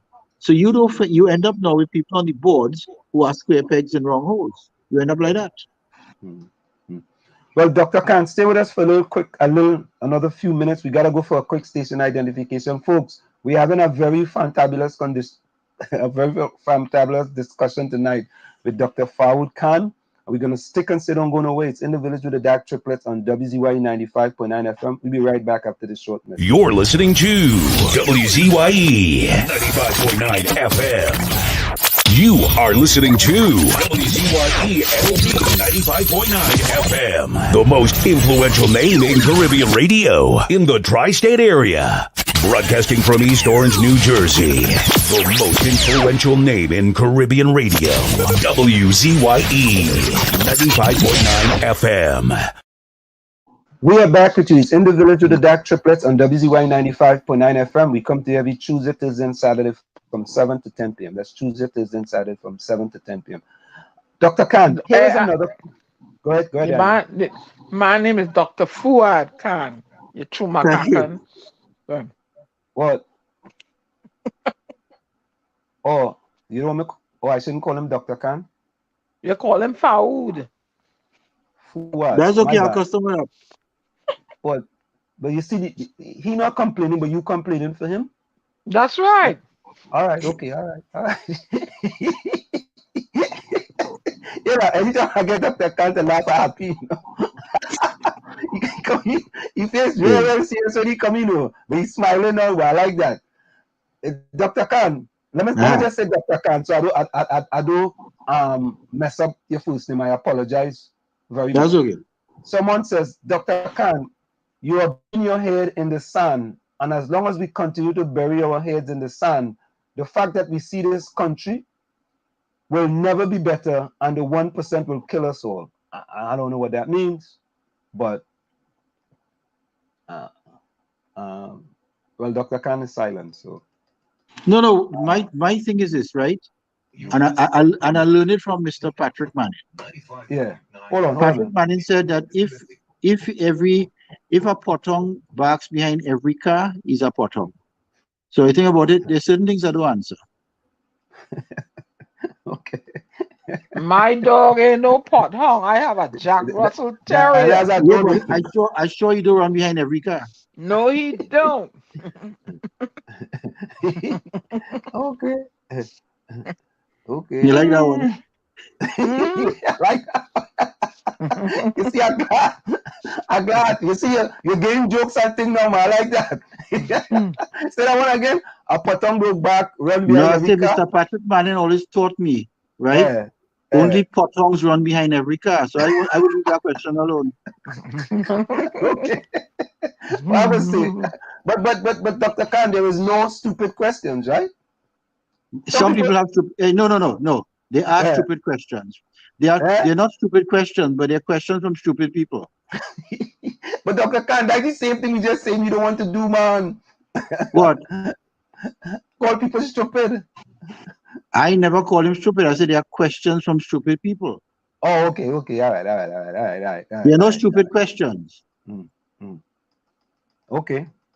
But so Dr. Khan, I want you to look into your crystal ball and see. Do you believe the PDP, being that their office is going to be open on April 10th in Trinidad and Tobago, they're already on the ground in Trinidad and Tobago, do you believe they're going to have an impact if they go for local election, right?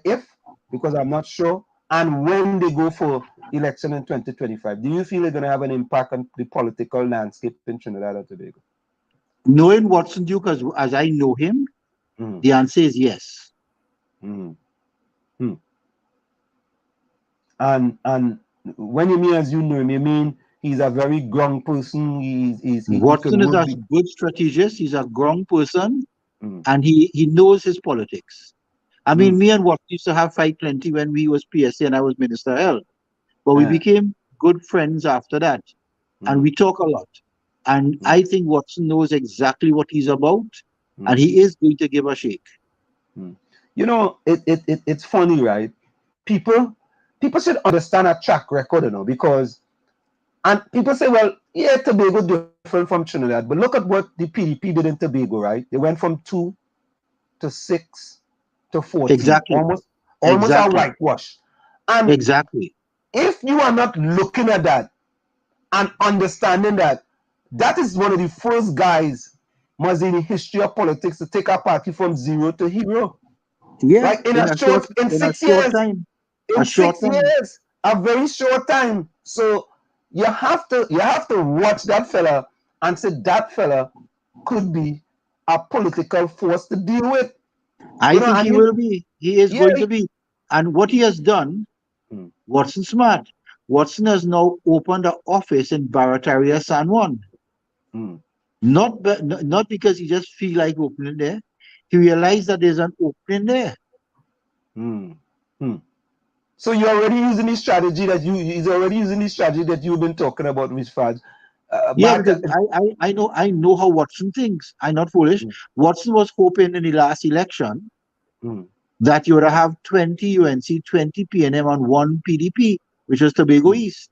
And then it'd be 21-20 depends who he joined, and he could have broke off for prime minister. It didn't happen, but that is how he thought. Yeah, I think that's one of the few guys that have not lost. Well, he never lose an election in PSA, right?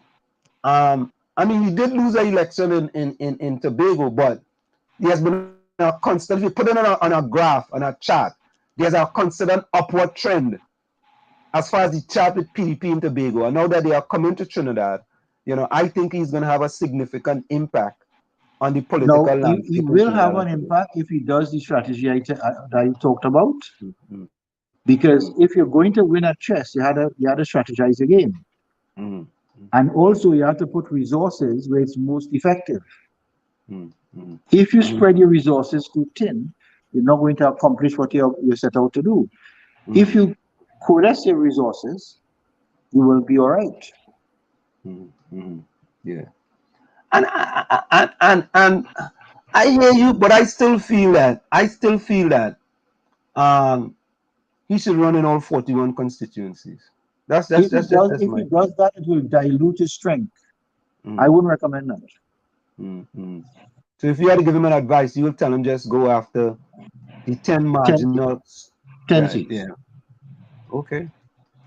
And you All right. work out where the polling divisions are, where the amount of what are the votes in the polling divisions, which are the ones that very close, and you work the polling divisions where you could capture most votes of disenfranchised people. So we have a gentleman in here, right? His name is Albert Montano. He's a long-time politician, and it is the Montano family. And he's a loyalist here in the village with the DAG Triplets on WZYE 95.9 FM. This is what he says. He said, I love to listen to people like Dr. Khan. Straight talk, man. Thanks, I'm glad, because that's what I've been doing right through. Yeah, all right. I mean. Mixed matters, he tell it as a... No, well, Dr. Khan, to be honest with you, right? In this program we have here, we allow all politicians, no longer politicians, to come in the program, right? And you know something, Dr. Khan, I just want to address this quickly. Yeah? People call this program a UNC program, right?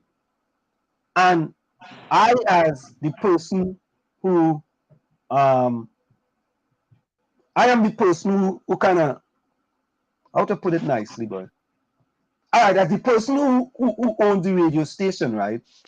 We invited all parties. We invited PNM, we invite UNC, we invite PDP, we invite COP. If we're going to invite MSJ, we invite MSJ, we invite PEP. We don't do it as pro PNM and anti PNM or pro UNC and anti UNC. If you're UNC and you're coming to the village, you got to answer tough questions, right? Well, yeah, Because nothing wrong with that. Nothing wrong with that. But we have invited so many PNM people, and they say we ain't coming there because always a UNC station. And I simply but it's not UNC station. The questions you're asking are middle of the road question, is hard questions. And that's what it is. It's not. And I will tell you something.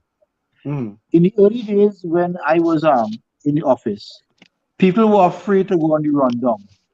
I used to go because anywhere you could put your mind and you talk across, you go. PNM people should come on your program because then you could change a lot of other people's thoughts. Correct is right. And I tell them, I say, I don't know why you all only want to go in a program if it's pro PNM. I tell them this, you see me? If I am a minister, I go in on any program. Me personally. Anyway, I don't care. Go. Once you go anywhere, you make new friends. Anywhere.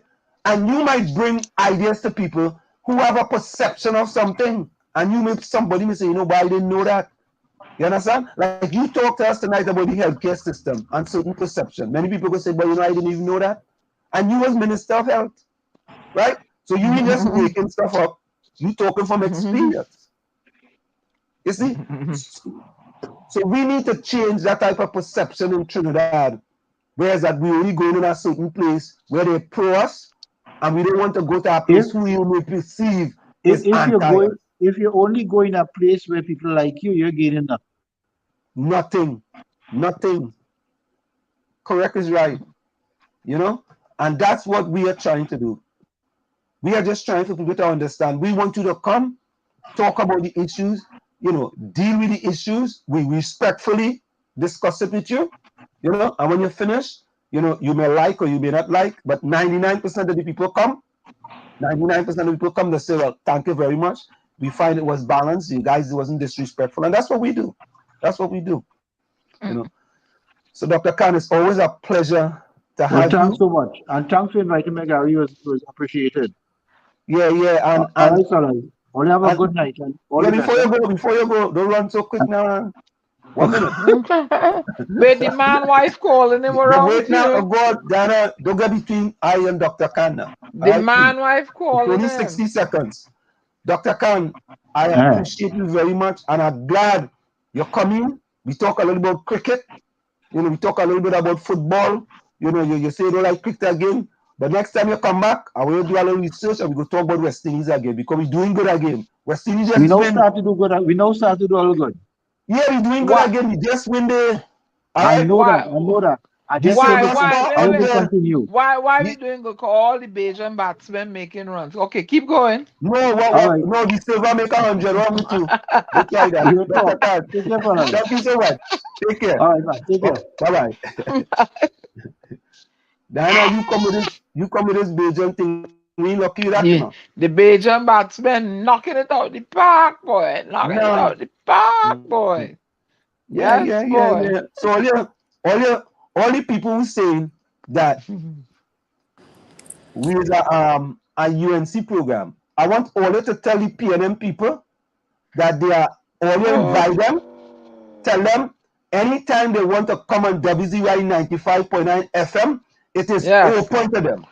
Yeah. It is No, open. I want to take one Anybody. more step at answer. I want to tell them to invite whoever they want, whichever PNM person they think that they want should be on the program. Yeah. I want to extend them, those who say that we were being biased. And go ahead. And anybody come on the program, Diana will keep everybody at bay. They're gonna behave themselves and let the questions be asked. And say anybody step out of line, including Anselm, will get a water.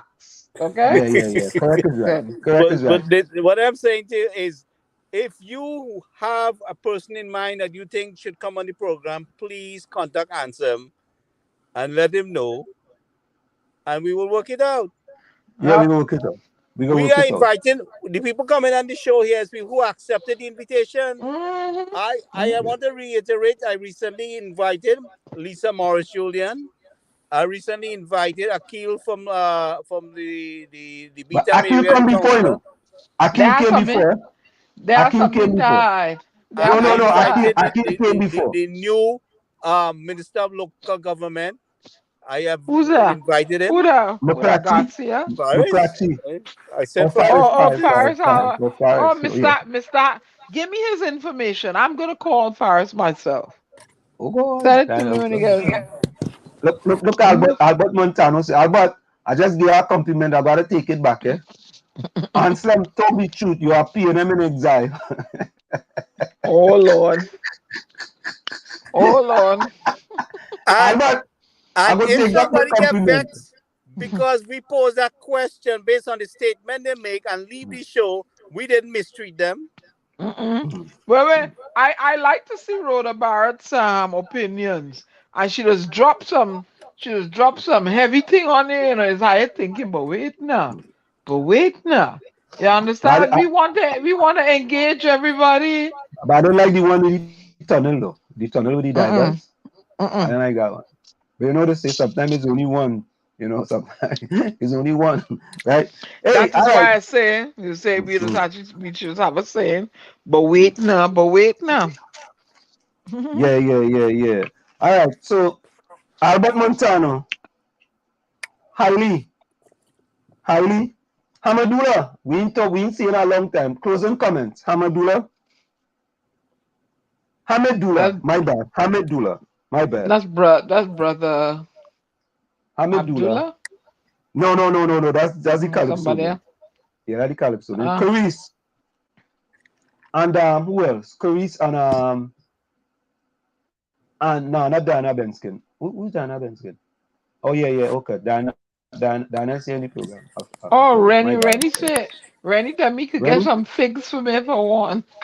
No, that's Richard Ramroop. Rennie can't get no figs. But wait, Carissa mix. Carissa is not Rennie's. That's why I'm going to mix it up, my man.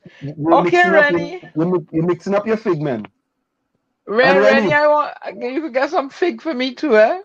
Hailey, Anyway, Hailey. guys, I gotta say a quick good night. I gotta run. Okay, cool. Take care. Hailey, Albert, Hamidullah, Carice, and Renee. Please put closing comments in the chat. So, guys, again, we had another fantabulous, splendiferous night, and I want to thank Diana, Waveney, Benskin, Stormy, The Storm, McDonald. Hey, I tired of this talk. Thank it. I want to see something in my envelope. But I mean, you know, you make a life by what you see rather than what you give rather than what you receive. Stormy eating special dog food, right? Yeah, special puppy All food. right. So okay. Storm. Oh, you're getting Stormy rich people food. Stormy don't want every other. Today I made some cassava coconut bake yam down one of them. I said, Yeah. "Is a Trini dog." You know, Hailey say, and some take care there another bossy out of that big stone. Yeah. she could get violent, boy. Carice says, laugh out loud. Albert Montano, you ever realize families that were mixed here be more respectful of anyone? I just feel odd when I see or read racism. Unfortunately, so people are brought up to think. Yeah, I you know, 18 years of my life in Chumaka Clavity, I never know nothing about racism. Me Seriously. neither. I never know nothing about racism. I thought everybody's a Trinidadian. You know? To me, I wear Trini or Bajan, and in my Bajan side of the family, I have whites. So I don't know about they treat me like a queen when I go up in the village where my grandmother from. Diana, So I don't know. Albert says Tommy in jail and cannot go nowhere. Tommy in jail and can't go nowhere. Let me give all you a quick story. I took wait, a little 1 minute. I just wanted to follow this up before we go too far. Diana Curry says Diana typed about fig.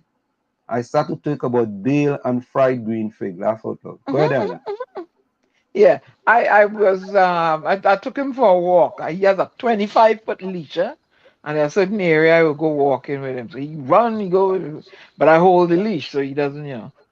So whatever he did, I put the leash on his body harness. He had bit the body harness while it was off, and it became compromised, and I didn't know. Next thing you know, I find the leash feel light. I look Stormy get away off the harness, and he go on running behind a car. I said, but look at this trouble here. I hope no car will come around the corner for him now. So when he realized he couldn't keep up with the car, he looked back for me. I hide behind a bush. So he looked back and he run. He see me. But Amazon delivery a guy was making a delivery. So I wanted to see something, you know. So I tell the guy, I says, let me and you pretend we tussling for this package. And I'm going to bawl, help, Stormy, help. So I said, help, Stormy, help, mommy, help me. He ran with all his short little 4 feet. And he grabbed the whole of the driver's pant leg. Yeah, he came to help me. Yeah. No, that's a good thing. That's a good thing. That's exactly. So, you know, you have done a great job of training him. Yeah, he didn't run away from me. He ran back to me. So we waiting to hear from Albert, Carice, and Renee. Closing comments, okay? Oh yeah. We just had Albert. Oh, then we have Carice, of course. Thank you guys so much. You know, we appreciate. You guys know we appreciate. One love in this here. But you don't like the babe. Nadia, I see that going on in the chat, Nadia, but you know, we go deal with that. We go deal with it. I understand that. You know, we go deal with that. Don't worry. We just deal with them things and them. We just deal with them. All right? You know, you're safe. You're safe. We go deal with that. Right? So the only person we're looking for now is just Renee. Closing comments, Diana. I just want to say, go to sleep with a dream, wake up with a purpose. And if opportunity doesn't come knocking, build a door. Good night, beloved people. This is your global ambassador and poet. Until we meet again. Yeah. And I just like to say in the words of Frederick Douglass, power concedes not without a demand. It never did. It never will. From where I said this is it, the clock on the wall said that's all. I like to say what I've got to go. Remember, hard work beats talent. When talent does not work well, and for every 60 seconds of anger, you lose 1 minute of happiness. Eugene Julian, thank you for the closing comments. We're going to read those as well. Tommy, closing comments. Plenty of people like Dr. Khan, boy, man speaking truth to power. Go ahead, Tommy.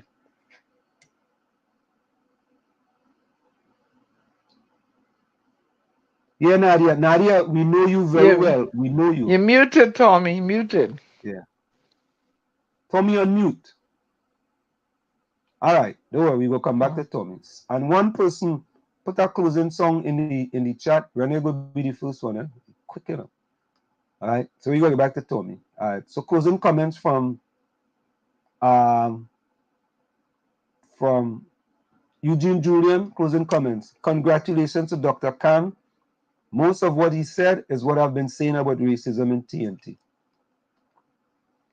Nadia says, and some people using my name and cussing up people in the chat, and I don't like that. Nadia, we go fix that. Don't worry. We go be PDP. We go be like PDP. We fixing that. We fixing that. Curry says, good night, everyone. Hope you all stay safe. It is easier to care for others rather than be petty and try to pull them down because you are angry. Try and be a better person. Thank you. Albert Montano said, tonight was another step up in the village, and we encourage others, as I've said before, that this is a learning talk show the best. Thank you so much, Albert. We really appreciate that. Hamidullah Wahid says, great program, Wall Street as usual. Stay up, continued success, blessing and more blessings. Thank you, Hamidullah. And Hailey says, closing comments, who God bless, no one shall curse. We on WZYE TV and Trinidad and Tobago shall always come first. One love. Thank you so much, Hailey. Of course, guys, you know, that's how we do it here in the village with the DAG Triplets and WZYE 95.9 FM. You know, we also want to, when we come into the program, we want to learn too. All right, yeah, Brother Valentino Liberate. Let's get that one. You know why? Yeah, Diana. And Nadia, we go fix that. No, we go fix it in truth. Because anytime we see, but what you have to let us know, Nadia, is which one you believe is the fake one, so we could block the right one and not block the wrong one. What we could do is you give her a code, right, on the in the private chat, and she could put the code, one of the, like, put the code in reverse, so we'll know it's her. Right. When she yeah, when she logs on, right. just put it in her message, so we'll know. So then the person in there. Right. Hailey, is that Liberate or is that? Let me see that. I'm trying to get that one. Valentino Liberate. Let me see if I get that one. Valentino Liberate. Liberate. Liberate. Liberate.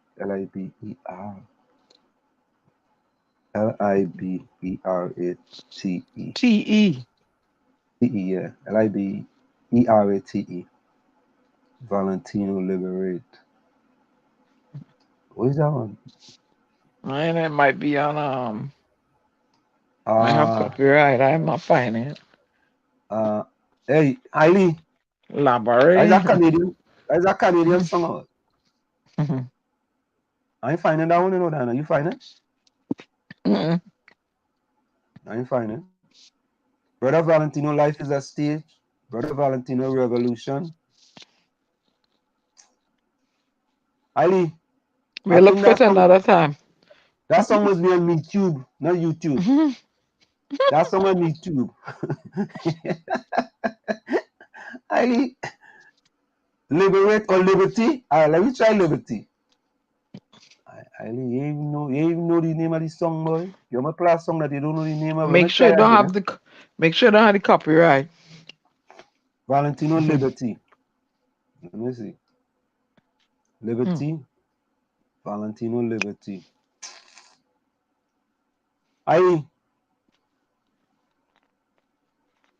That song on YouTube cousin MeTube.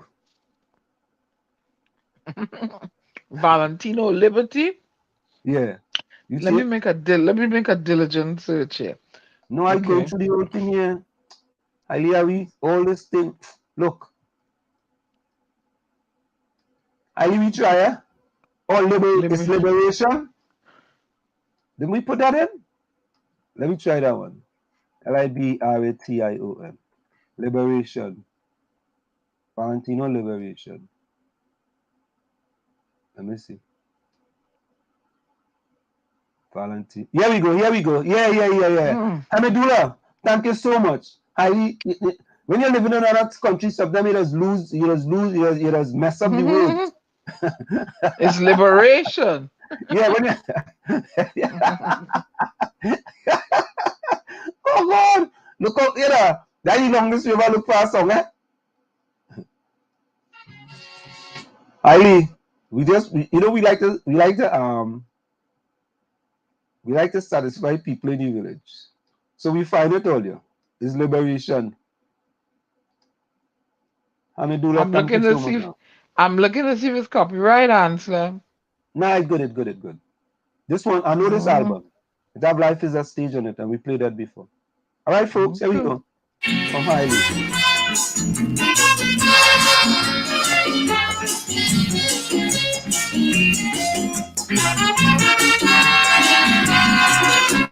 Now just because I represent my people who really didn't come out to war, you know I get caught up in a struggle. I might have to go to jail or even die for. But then we all have to go one way or the other. We didn't come here to live forever because they take away my legal liberties and they make certain laws. But they could put me where they had them detained because I was dead for a holy cause. I go to jail to balance the scale. That justice should prevail. We are not for sale. I am willing to death for my brother man in the fight for the black man liberation.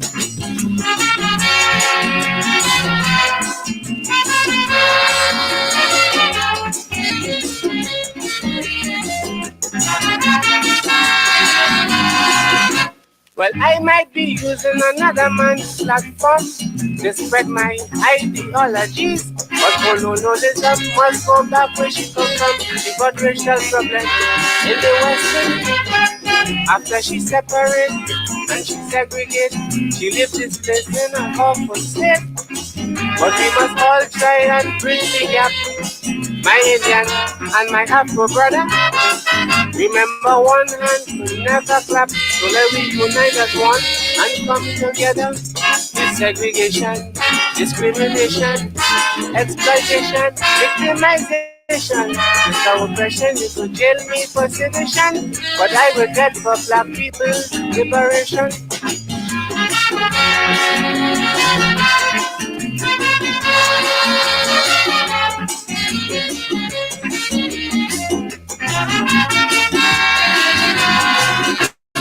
To gain liberty, we must have unity between the Indians and the Africans. We was under the same bondage and slavery, get the same oppression on the plantation. So let we forget the nigger and the coolie grouse. We belong to the same old house. And then we stranger and learn and fighting hard to make it a better island. So the system's a high form of slavery in Trinidad. But only result to liberation. I might be wrong, I might be right. The weak is strong. We all must fight. So if you want, you could fight for integration. But I go dead for my people's liberation.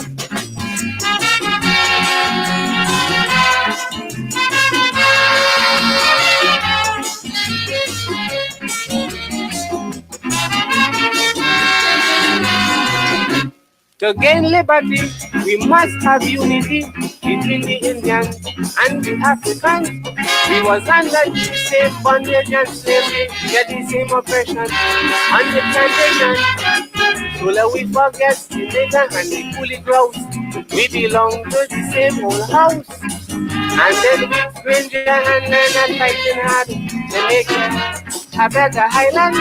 So the system's a high form of slavery in Trinidad. But only result to liberation. I might be wrong, I might be right. You make it strong. We all must fight, so if you want, you could fight for integration. But I go dead for my people's liberation.